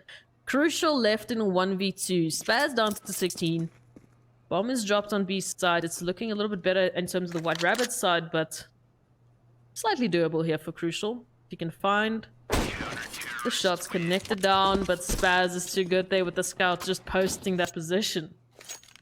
Yeah, Djentlemen's trying to get into that B side once again, trying to get in there super, super quickly. Not able to win the fights, not really able to take down the players that were holding them, that were bottlenecking them this time. Seems White Rabbit did learn a little bit. Djentlemen were able to put some serious damage in, but ultimately they didn't really win the fights they needed to win, and White Rabbit came out on top.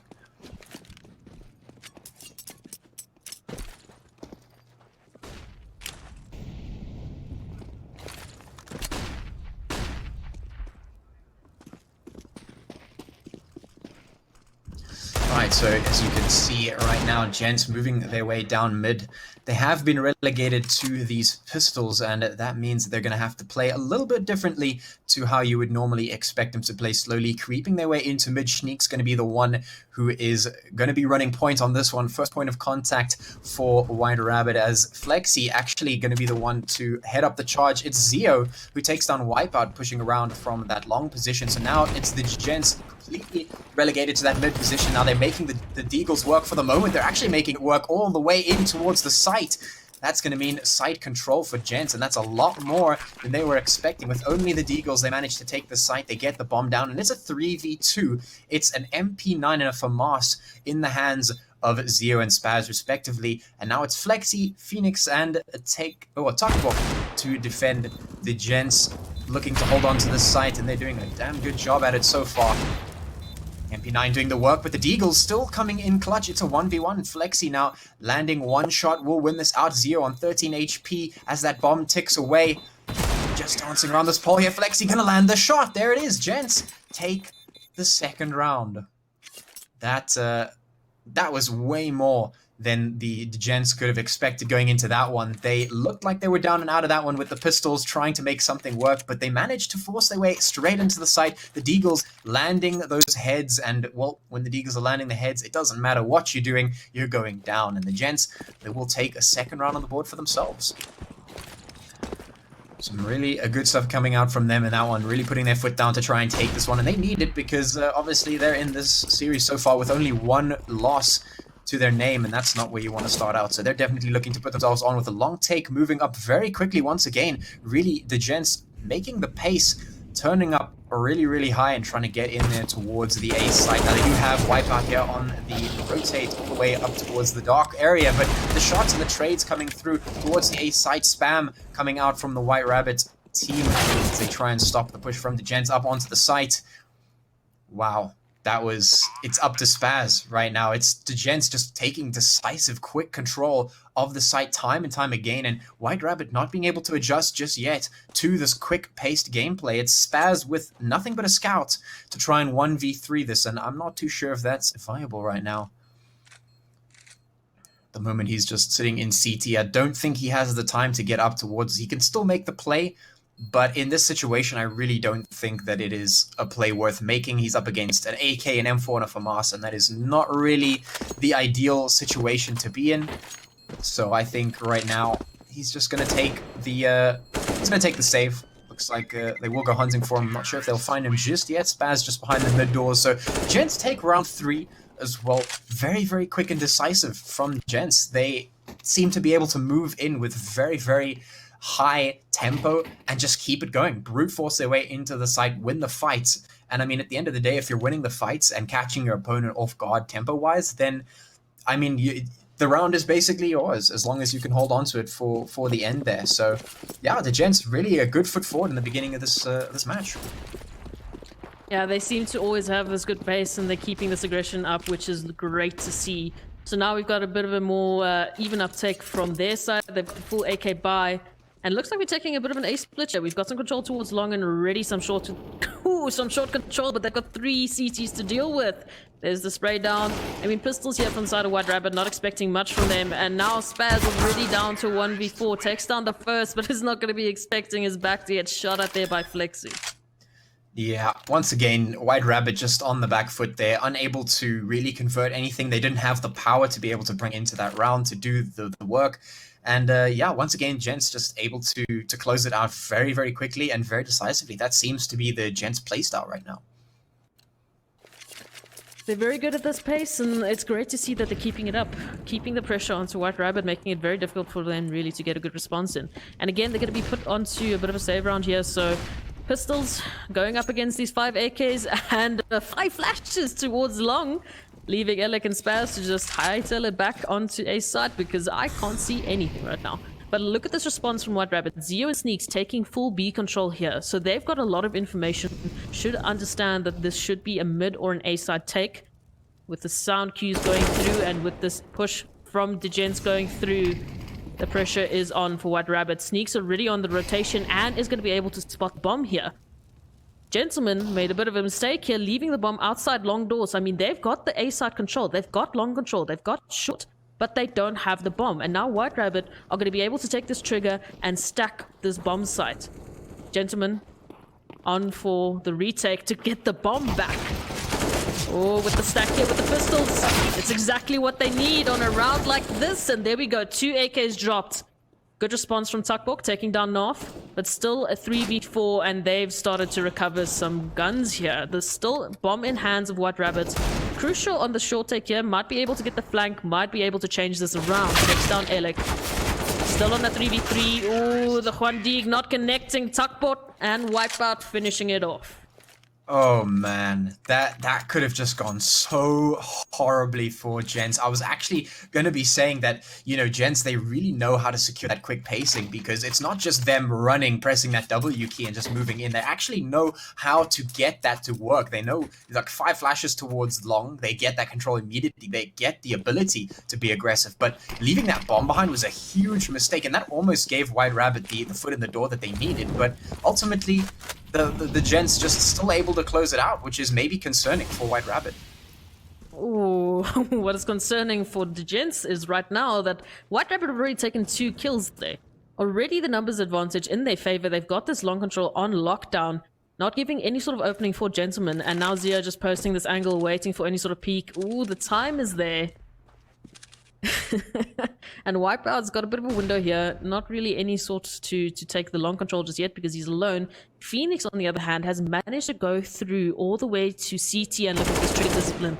He's going to be looking for more. Instead, takes down Sneaks, giving Zio a bit of a hard time as he takes him down as well, opening up that A site, putting it back onto a 3v3 there. Spaz trying to connect the shots there through the wall. Phoenix, in the meantime, taking down Elik as well, putting it onto a 3v2, looking very good for Djentlemen as they've got this A site control. They've got Bomb in hand. Bomb should be going down, and White Rabbit might be on for the save. Yeah, it certainly looks that way. The Gents just, even though they started that round off on the back foot, they still end up managing to get in and just win the trades. Like, they got a player rotating in from CT. The trigger discipline was there, getting all that information. Players down, and suddenly White Rabbit find themselves losing the fight because the Gents just, they managed to get in, sort of like vines just creeping through a wall, you know, and then the White Rabbit wall is just really being cracked at the moment. Gents, 5 rounds on the board, about to make that 6, as White Rabbit now forced to save. And yeah, once again, it's just not looking so good because every time that White Rabbit look like they're getting something going for themselves, some foot in the door, something on the board, it always just gets taken right back away by the Gents. And at the end of the day, if you're not going to be winning the fights, if you're not going to be able to work off of the advantage or convert the advantage into more advantage, then you'll just let that win slip away. I mean, we've seen it time and time before with ATK. Djentlemen, the aim is there. The frag ability from every single player in that team is so high. And for White Rabbits, the fact that they're just finding these unorthodox openings is really making it a tough time for them because they're not in the spots that you're expecting. They're not anywhere that, you know, you should be watching and waiting for. You're definitely not expecting terrorists to just go through CT and shoot you in the back there. White Rabbit now actually taking the, I was going to say, they're taking the aggressive stance here. Zio's all the way up mid, but gets taken down by Tuckbok. So, I mean, White Rabbit a bit split up here. We've got Sneaks all the way into T-spawn, so good information. They're going to be holding that control towards A. Spaz still holding and waiting for mid, expecting some aggression there. There's the sound cue, and there's the utility, giving it away that this is in fact an 8-6. Sneaks doing good work, taking down Tuckbok. Opening it up for... Ooh, opening it up, I say, but Flexi doing enough work to open the A side completely. Takes down 2... And again, White Rabbit in a 2v4 situation. Bomb is going to go down, and as is the White Rabbit players. Finishing it off nice and clean there for Djentlemen. Yeah, once again, Gents just really flexing their ability to push in towards a site. And, you know, they got in, they did what they needed to do. And I think the best thing that White Rabbit did in that round was Sneaks moving around through the T side area, you know, getting that flank on, but he was just a little bit too slow to actually catch out all of the Gents players. Only got 1, and that's really not enough to even out the absolute domination that we've seen coming out from Gents. And they're really keeping up the pace there. I don't think I've really seen a very slow default coming through from them, except for what we're seeing now, taking it slower, but there's the opening frag within the first couple of seconds once again. White Rabbit seem to just be dropping so early on. Good reaction here as they take this lowest control, hoping to find one of the terrorists off guard, but Crucial ready and waiting for it, posting those flanks, holding it down, not giving White Rabbit any sort of edge to really take it upon, Djentlemen. And Sneaks in a 1v5 with a deagle. I mean, it's just not looking great for any of these individuals right now, constantly being put in a position where they don't want to be. Yeah, I mean, I think the most critical thing that you just said is catch the players from the Gents off guard. I don't think I've seen a single player from Gents getting caught off guard. These players are so on their toes, they are so aware, they know exactly what they're doing, and they're so confident in being able to execute it. They're like, okay, we're doing this, gents. Let's go. Let's toss these flashes. Let's push a site. They go in. 2 players split towards mid. 3 players towards long. And they just absolutely get their way in there. Yeah, I guess a gentleman never gets caught off guard. Ready and waiting and hoping. Here we go. We've got 3 stacked towards long. White Rabbit trying to get some more control here. Hoping that the numbers is going to help them out here. But the trades are looking too good on either side. White Rabbit seeming to come out on top. Left in a 4v3. But there's the response from Flexi. Taking down the last remaining player there onto that pit position. White Rabbit now seeming to be a little bit lost. Okay, is it a long? Is it a B? Not sure. Zio is still holding it, but Narf with the rotation should be giving Sneaks a bit of backup there as he takes down Wipeout. Good response. Still on a 2v3. Oh, Sneaks doing the work and finishing it off with a 3k. I mean, there we go. That's what we need from White Rabbit. Yeah, maybe finally finding their footing in this one, maybe trying to adapt a little bit to what the Gents are doing, finally get those in there. I will say the Gents actually had a hand in their own demise there. I think I saw a bit of a team kill going their way right in the beginning of that push, so maybe catching themselves off guard a little bit there.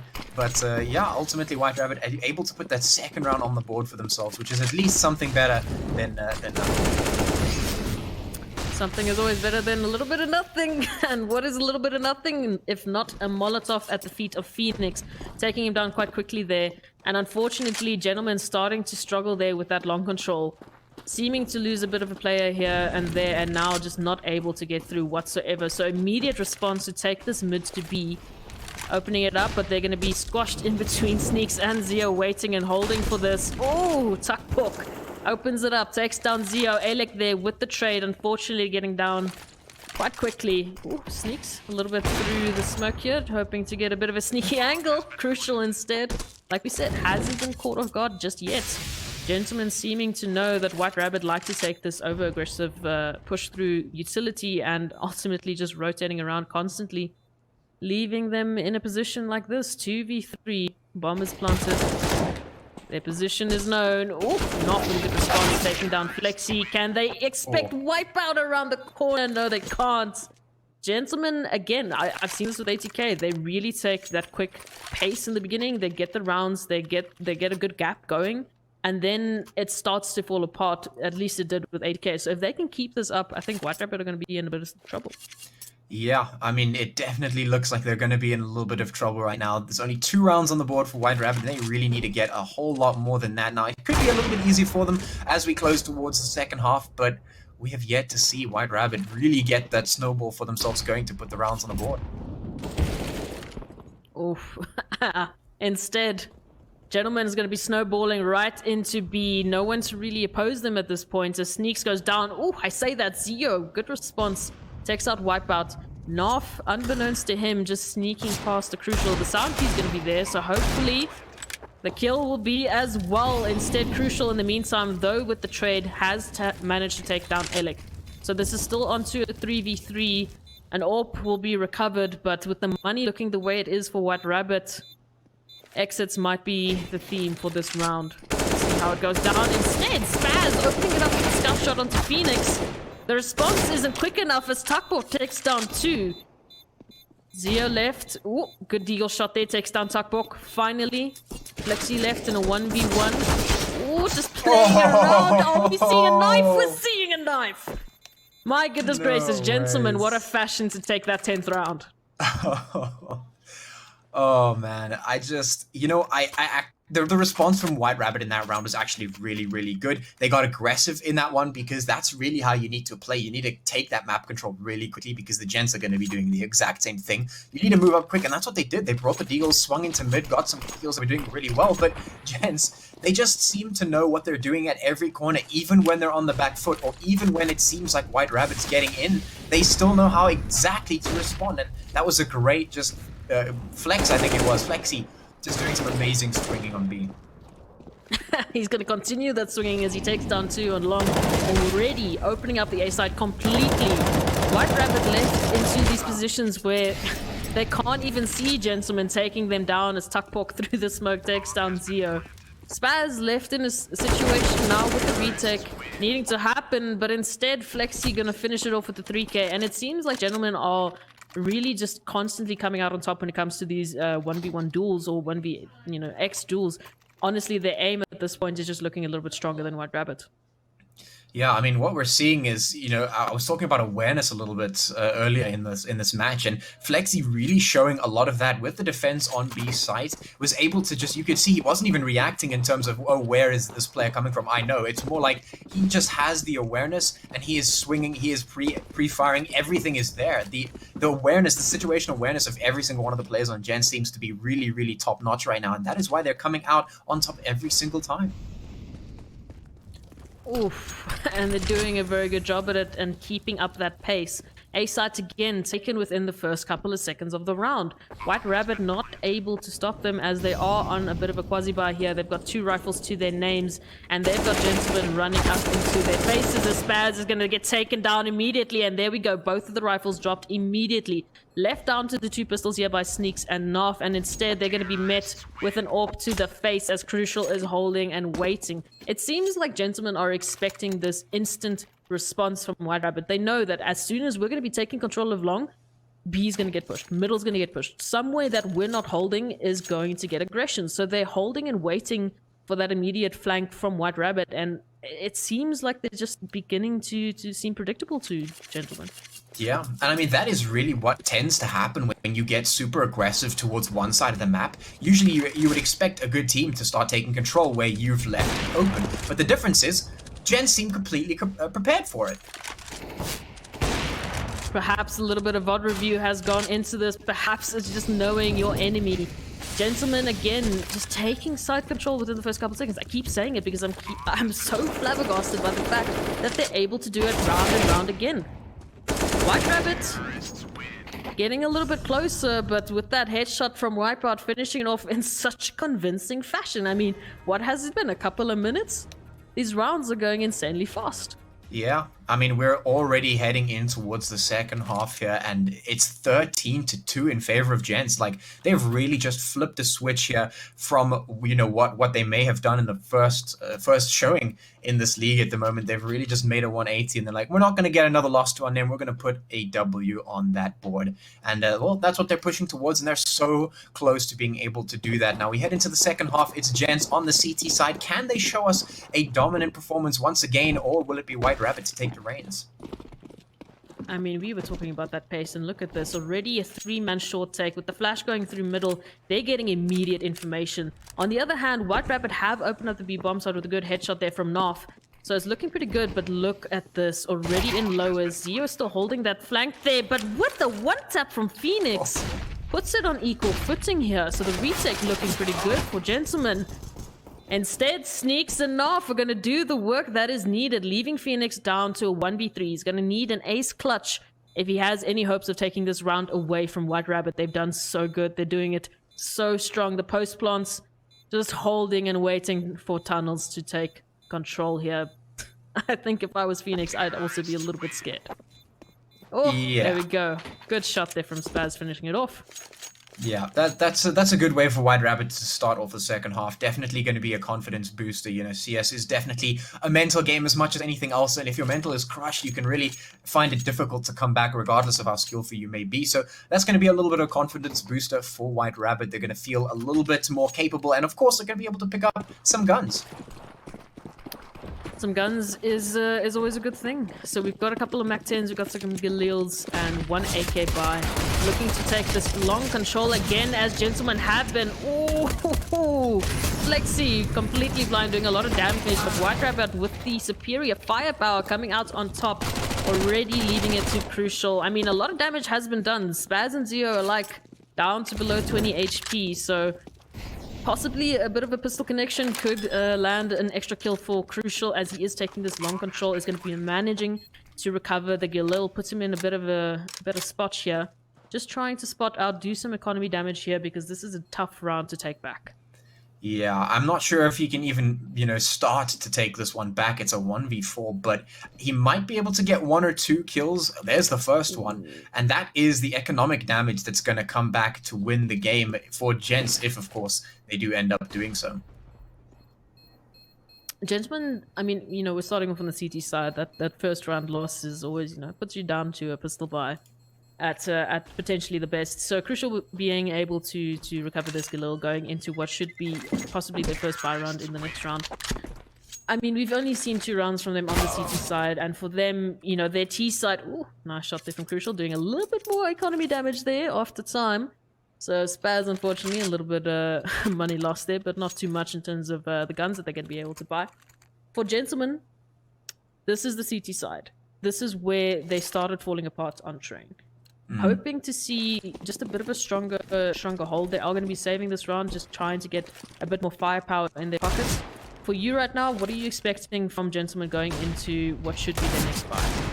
I honestly think they need to hold on to this one. White Rabbit seem to be a little bit more of a standard play team, so I think they just need to do a standard setup, play, you know, a little bit more passively than they were in the previous half, and maybe they can come out on top when they can, you know, pick the guns up. As we were saying about this analysis, look at White Rabbit. Now they're keeping up the pace. They know the Djentlemen are on the back foot when it comes to firepower, and they're just running with it. Takbok being able to save that Galil, looking a little bit scared there to being hunted. Watching and waiting to see if White Rabbit, if Sneaks in particular, is going to be trying to take his head down and trying to take back that Galil. We do see this response here from White Rabbit. They're trying to find out where exactly is Takbok hiding. We don't want to be giving any sort of guns away, any sort of economy advantage here. Ooh, Takbok. If you could see what I'm seeing now, you would be happy as you take down Zio and AK to be recovered. Oh, make that a second, doing a lot of damage now. No make that a ways. third. No, White Rabbit, we can't be giving his guns away. that is all of the damage that he needed to do. 1v all of the players on White Rabbit. White Rabbit essentially just giving away all of these kills. Takbok playing absolutely perfectly and saving an AK for the Gents, just giving them a little bit of extra firepower to work with. They're going to go into this one and they're going to look to win it, because if the rounds are going to turn around, it's going to be this one for Gents to put themselves on the board in the second half. And here we go. We've got the first buy. We've got double orb setup on White Rabbit. So looking to keep that range advantage, potentially give Djentlemen a bit of a fright there. Alex starting it off strong alone, taking down this long control here. Waiting for the teammates back up there as they are just etching towards this A site. There we go. We've got the numbers. We've got some teamwork going through here. Setting up, trying to take a bit more control. Djentlemen down to 4 players, leaving them in a bit of a spread out position here for this defense. Good response from White Rabbit. I'm liking the change over here. And look at this. Flexi and Wipeout just trying to figure out where have these rabbits gone. Crucial and Flexi instead going to be taking down 2. So here's this advantage that was looking strong for White Rabbit, suddenly falling away. Taking through the short control, trying to find out where is the CT's hiding. Flexi is going to be doing the work, taking down Alec, leaving it into a 2 situation here for White Rabbit. 1 left. Oh, no bullets to do it. There we go. Crucial with the response and the backup. Good work from the 2 of them, taking down pretty much every single member from White Rabbit. Yeah, and that is exactly what I was talking about for the Gents to put themselves on the board. They had everything going for them, and they were able to play pretty much exactly how they needed to play. They took a couple of early hits, but ultimately they were able to just play very well in tandem with one another and flush out those players from White Rabbits. And once again, the Gents aim just coming in absolutely clutch. It is on point. It is making sure it is hitting all those targets. And Gents, they come away with 14 rounds so far. I like this from White Rabbit. They're on a pistol buy, so they're trying to take a bit more aggression here. But Takbok has the utility advantage, has the gun, has the teammate to back him up. Crucial and Takbok taking down every single player from White Rabbit, trying to get into this B bomb site. They have the bomb. And it looks like they know where Spaz is. Already Phoenix in lowers, holding every possible angle that Spaz could be hiding. Ooh, big response. Good shot there from Spaz. But Takbok making sure that Spaz is dead there, just shooting a couple of bullets there into the wall. It's fine. He's dead. He's gone. Yeah, so many angles to worry about for White Rabbit. They just cannot hold on to all of that with just pistols. And, well, the Gents now sitting on the precipice of taking the W. And, well, they have worked hard for this. And if they take it, they deserve it. They have really, really put in some seriously impressive work for us here today. And, yeah, I don't know what else to say other than a very, very brilliantly played set of rounds from them. And a very confident couple of rounds from them as well. You can see that they have no stress. I mean, even Takbok in that safe position, he's ready and waiting for it, man. He's just trying to do as much damage as he can mentally and economically to the players there from White Rabbit. Ooh, good short attempt there, but Flexi, too quick, takes down Zio and drops the bomb onto short. And here's the response.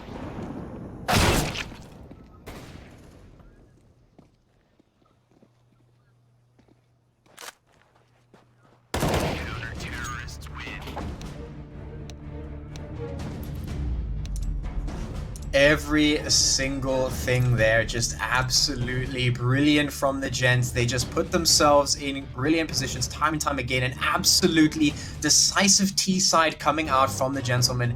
And, well, they just rode that one all the way into the second half. All they needed to do once they hit that CT side was just get a couple of rounds in for themselves, and that is exactly what they did. Their aim looking absolutely on point. Their synergy with one another looking very, very good as well, able to just work together to flush out the players from White Rabbit, and every single advantage that White Rabbit were taking was just taken back by the Gentlemen, and ultimately a very, very decisive 16-5 coming out from them. So a really good showing for them today, especially compared to the first match that we saw. Obviously, when we were going into this match, the Gentlemen, they had one loss on the board, and this time around, they walk away with the W. I think they're going to be happy with their performance tonight. Absolutely just confidence, great aim, just taking the pace and keeping it up, keeping the pressure onto White Rabbit, making it really difficult for them to just get a word in edgewise, really. And unfortunately for White Rabbit, you know, that's going to be their debut ending in a loss, but still a lot of games to be played. And for Gentlemen, they're going to be happy to finally take that W away. And really just such a strong performance. You know, potentially it was just the map last time, but really showing us what they can do and what they're capable of. Yeah, absolutely. So White Rabbit, they need to come back shooting out strong next time we see them on the border, which is hopefully soon. But with that all said and done, thank you so much for joining. That's been me, your boy Patchy, Patchwork Fennec, and of course, as Proxy. Thank you so much, and we'll see you guys soon. Back to you over at the desk. Alright, thank you so very much, casters. What a game indeed coming in for Gentlemen. Yep. What a way to continue along their wonderful, wonderful play in the league. Yeah, it was an amazing matchup, and as Patchy said, Gentlemen is never caught off guard. Nope. And that's exactly what happened in the game as well. They were never off guard, even when the numbers were in the favor of White Rabbit Gaming. We saw that happen in the first half as well. White Rabbit would get an opening, they would reduce the numbers of the Ts that were attacking them, but still, Gentlemen would find a way to even things out and get the round for themselves. It was mostly about the aim duels that were coming down in the favor of Gentlemen. I mean, not the aim duel on the long double doors that hardly went in their favor. White Rabbit had the stronghold on that side, but on the other sides of the map, the B side execute every single time they made it work. Absolutely. I mean, the play coming in from Gentlemen, so very synergistic. Again, this was all pointed out during the cast itself. That brought their gameplay up front. Based on their first game, what we witnessed, it was a bit of a slow start for them in the league. But now, as they've got the momentum going in their favor, they certainly are going to be moving across with a fabulous role as they got a game Exactly. tomorrow. As you said, the start was slow, but now I think the Gentlemen figured out that they need to put the pedal to the metal. And this one was a pretty fast game. I mean, starting from the very first pistol round, the way they wanted, just the fast execute coming in on the B side and just destroying any defenses or any retaliation that was put from the side of White Rabbit Gaming, and that sort of put in more confidence in the players of the Gentlemen, and they sort of built things up on that round after round, just not letting White Rabbit, not giving them any breathing space. Absolutely, and of course, when it comes down to those kills and those clutches that were coming in from Gentlemen were wonderful indeed to see with the Desert Eagle. And along with that, like I said, I mean, this is a wonderful start for them. First game did not end up going in their favor, that's okay. Yeah. Second one certainly has the momentum as well as the role. As far as the stats are concerned, well, GG's, it was a dominating victory for them. Yeah. But tomorrow is another match for Gentlemen. Are they going to be able to keep up the pace is certainly something I look forward to. Well, that's going to be a big question, but today's game, I think, has already set up a good momentum for them. Like, going in to tomorrow's game with a victory, immediately after that one, it's going to be a good start. The confidence is going to be there, the momentum is going to be there in favor, and I think now, since they have the W on their side, the victory, the 3 points going in their favor, they do not want to lose that. You want to build upon that and go challenge the teams that are sitting on the top 3 right now with 6 points for themselves. Absolutely, and of course, with that,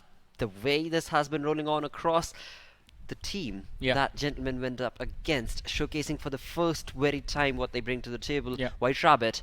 What all different points can you talk about when it comes to White Rabbit and their gameplay not working in their favor? I think they just got manipulated by the Gentlemen because they were trying to match the pace that the opponents were playing. On the other side, you have to slow down. You have to play in your own shoes, not fall into their game plan, because if you do that, they are definitely going to beat you.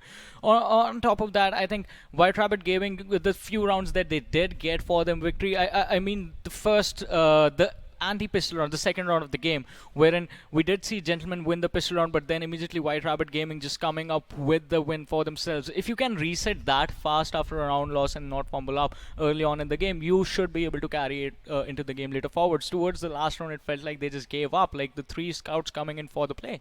Absolutely. I mean, that is something we do not want to see, and that is something that also a team will not want to experience, because again, that's not the kind of morale you want to be showcasing all across the team as well. But indeed, I mean, that's just the first game. Gentlemen were pretty much around the same stance a few weeks ago, but again, what is to take away from this?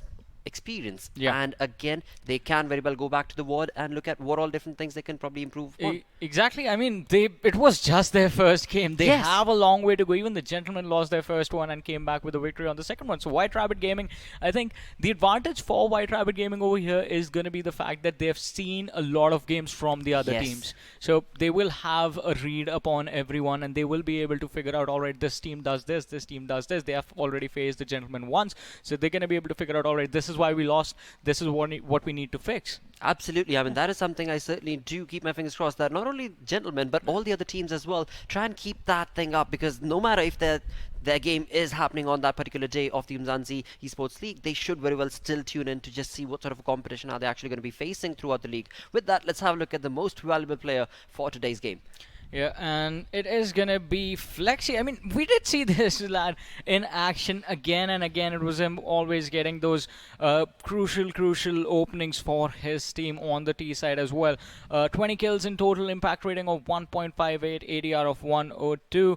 Pretty incredible. Multi-kills, 4, entry frags 1, and an amazing performance coming in, not just from Flexi, but from the entire squad of Gentlemen today. I mean, 16-5. That was, as Lakshya said, dominating performance. Absolutely. Annihilation of the competition is what that would probably be called. But then again, like we spoke about, White Rabbit certainly still needs to get their wings spread across, and they certainly will, no questions, and nothing taken away from their gameplay. But along with that, let's also segue into the leaderboard, and let's see after this game, how are things looking on the leaderboard, and as of now, how things stand. ATK is still up on top. Yeah, ATK is definitely going to be on top with 3 matches played, 6 points to their side. Sinister 5, I think, is a team in a really good position right now. Absolutely. Because even though ATK, it is 3 games played, 2 wins, 1 loss. Goliath Gaming, they have 4 matches played, a 50-50 win percentage coming in from their side. Sinister 5, as of now, they have won both the games that they played. So, a really comfortable position. Gentlemen 1-1 record. Decent start, I have to say. Energy Esports just getting the victory in the only match they have played so far.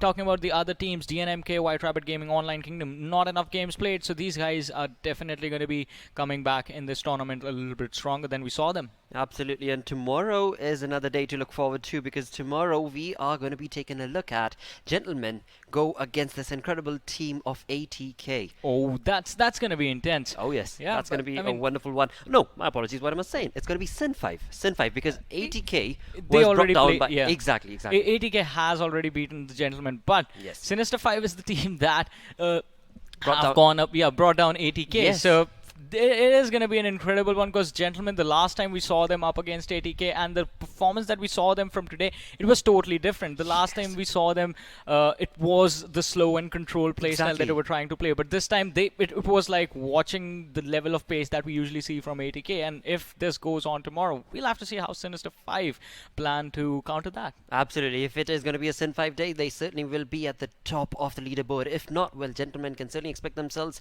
to pick up the reins from the fallen ashes of those teams. But then again, this is only week 3. The league is going to go on for far more longer than this, and of course Fridays, Saturdays, Sundays is when we go live on Jinx TV, as well as all the other networks that you can get in touch with, of course based on our Facebook page, based on the YouTube page, as well as of course Twitter and Instagram. But yes, along with that, we do reach the end of our day 2 of week 3.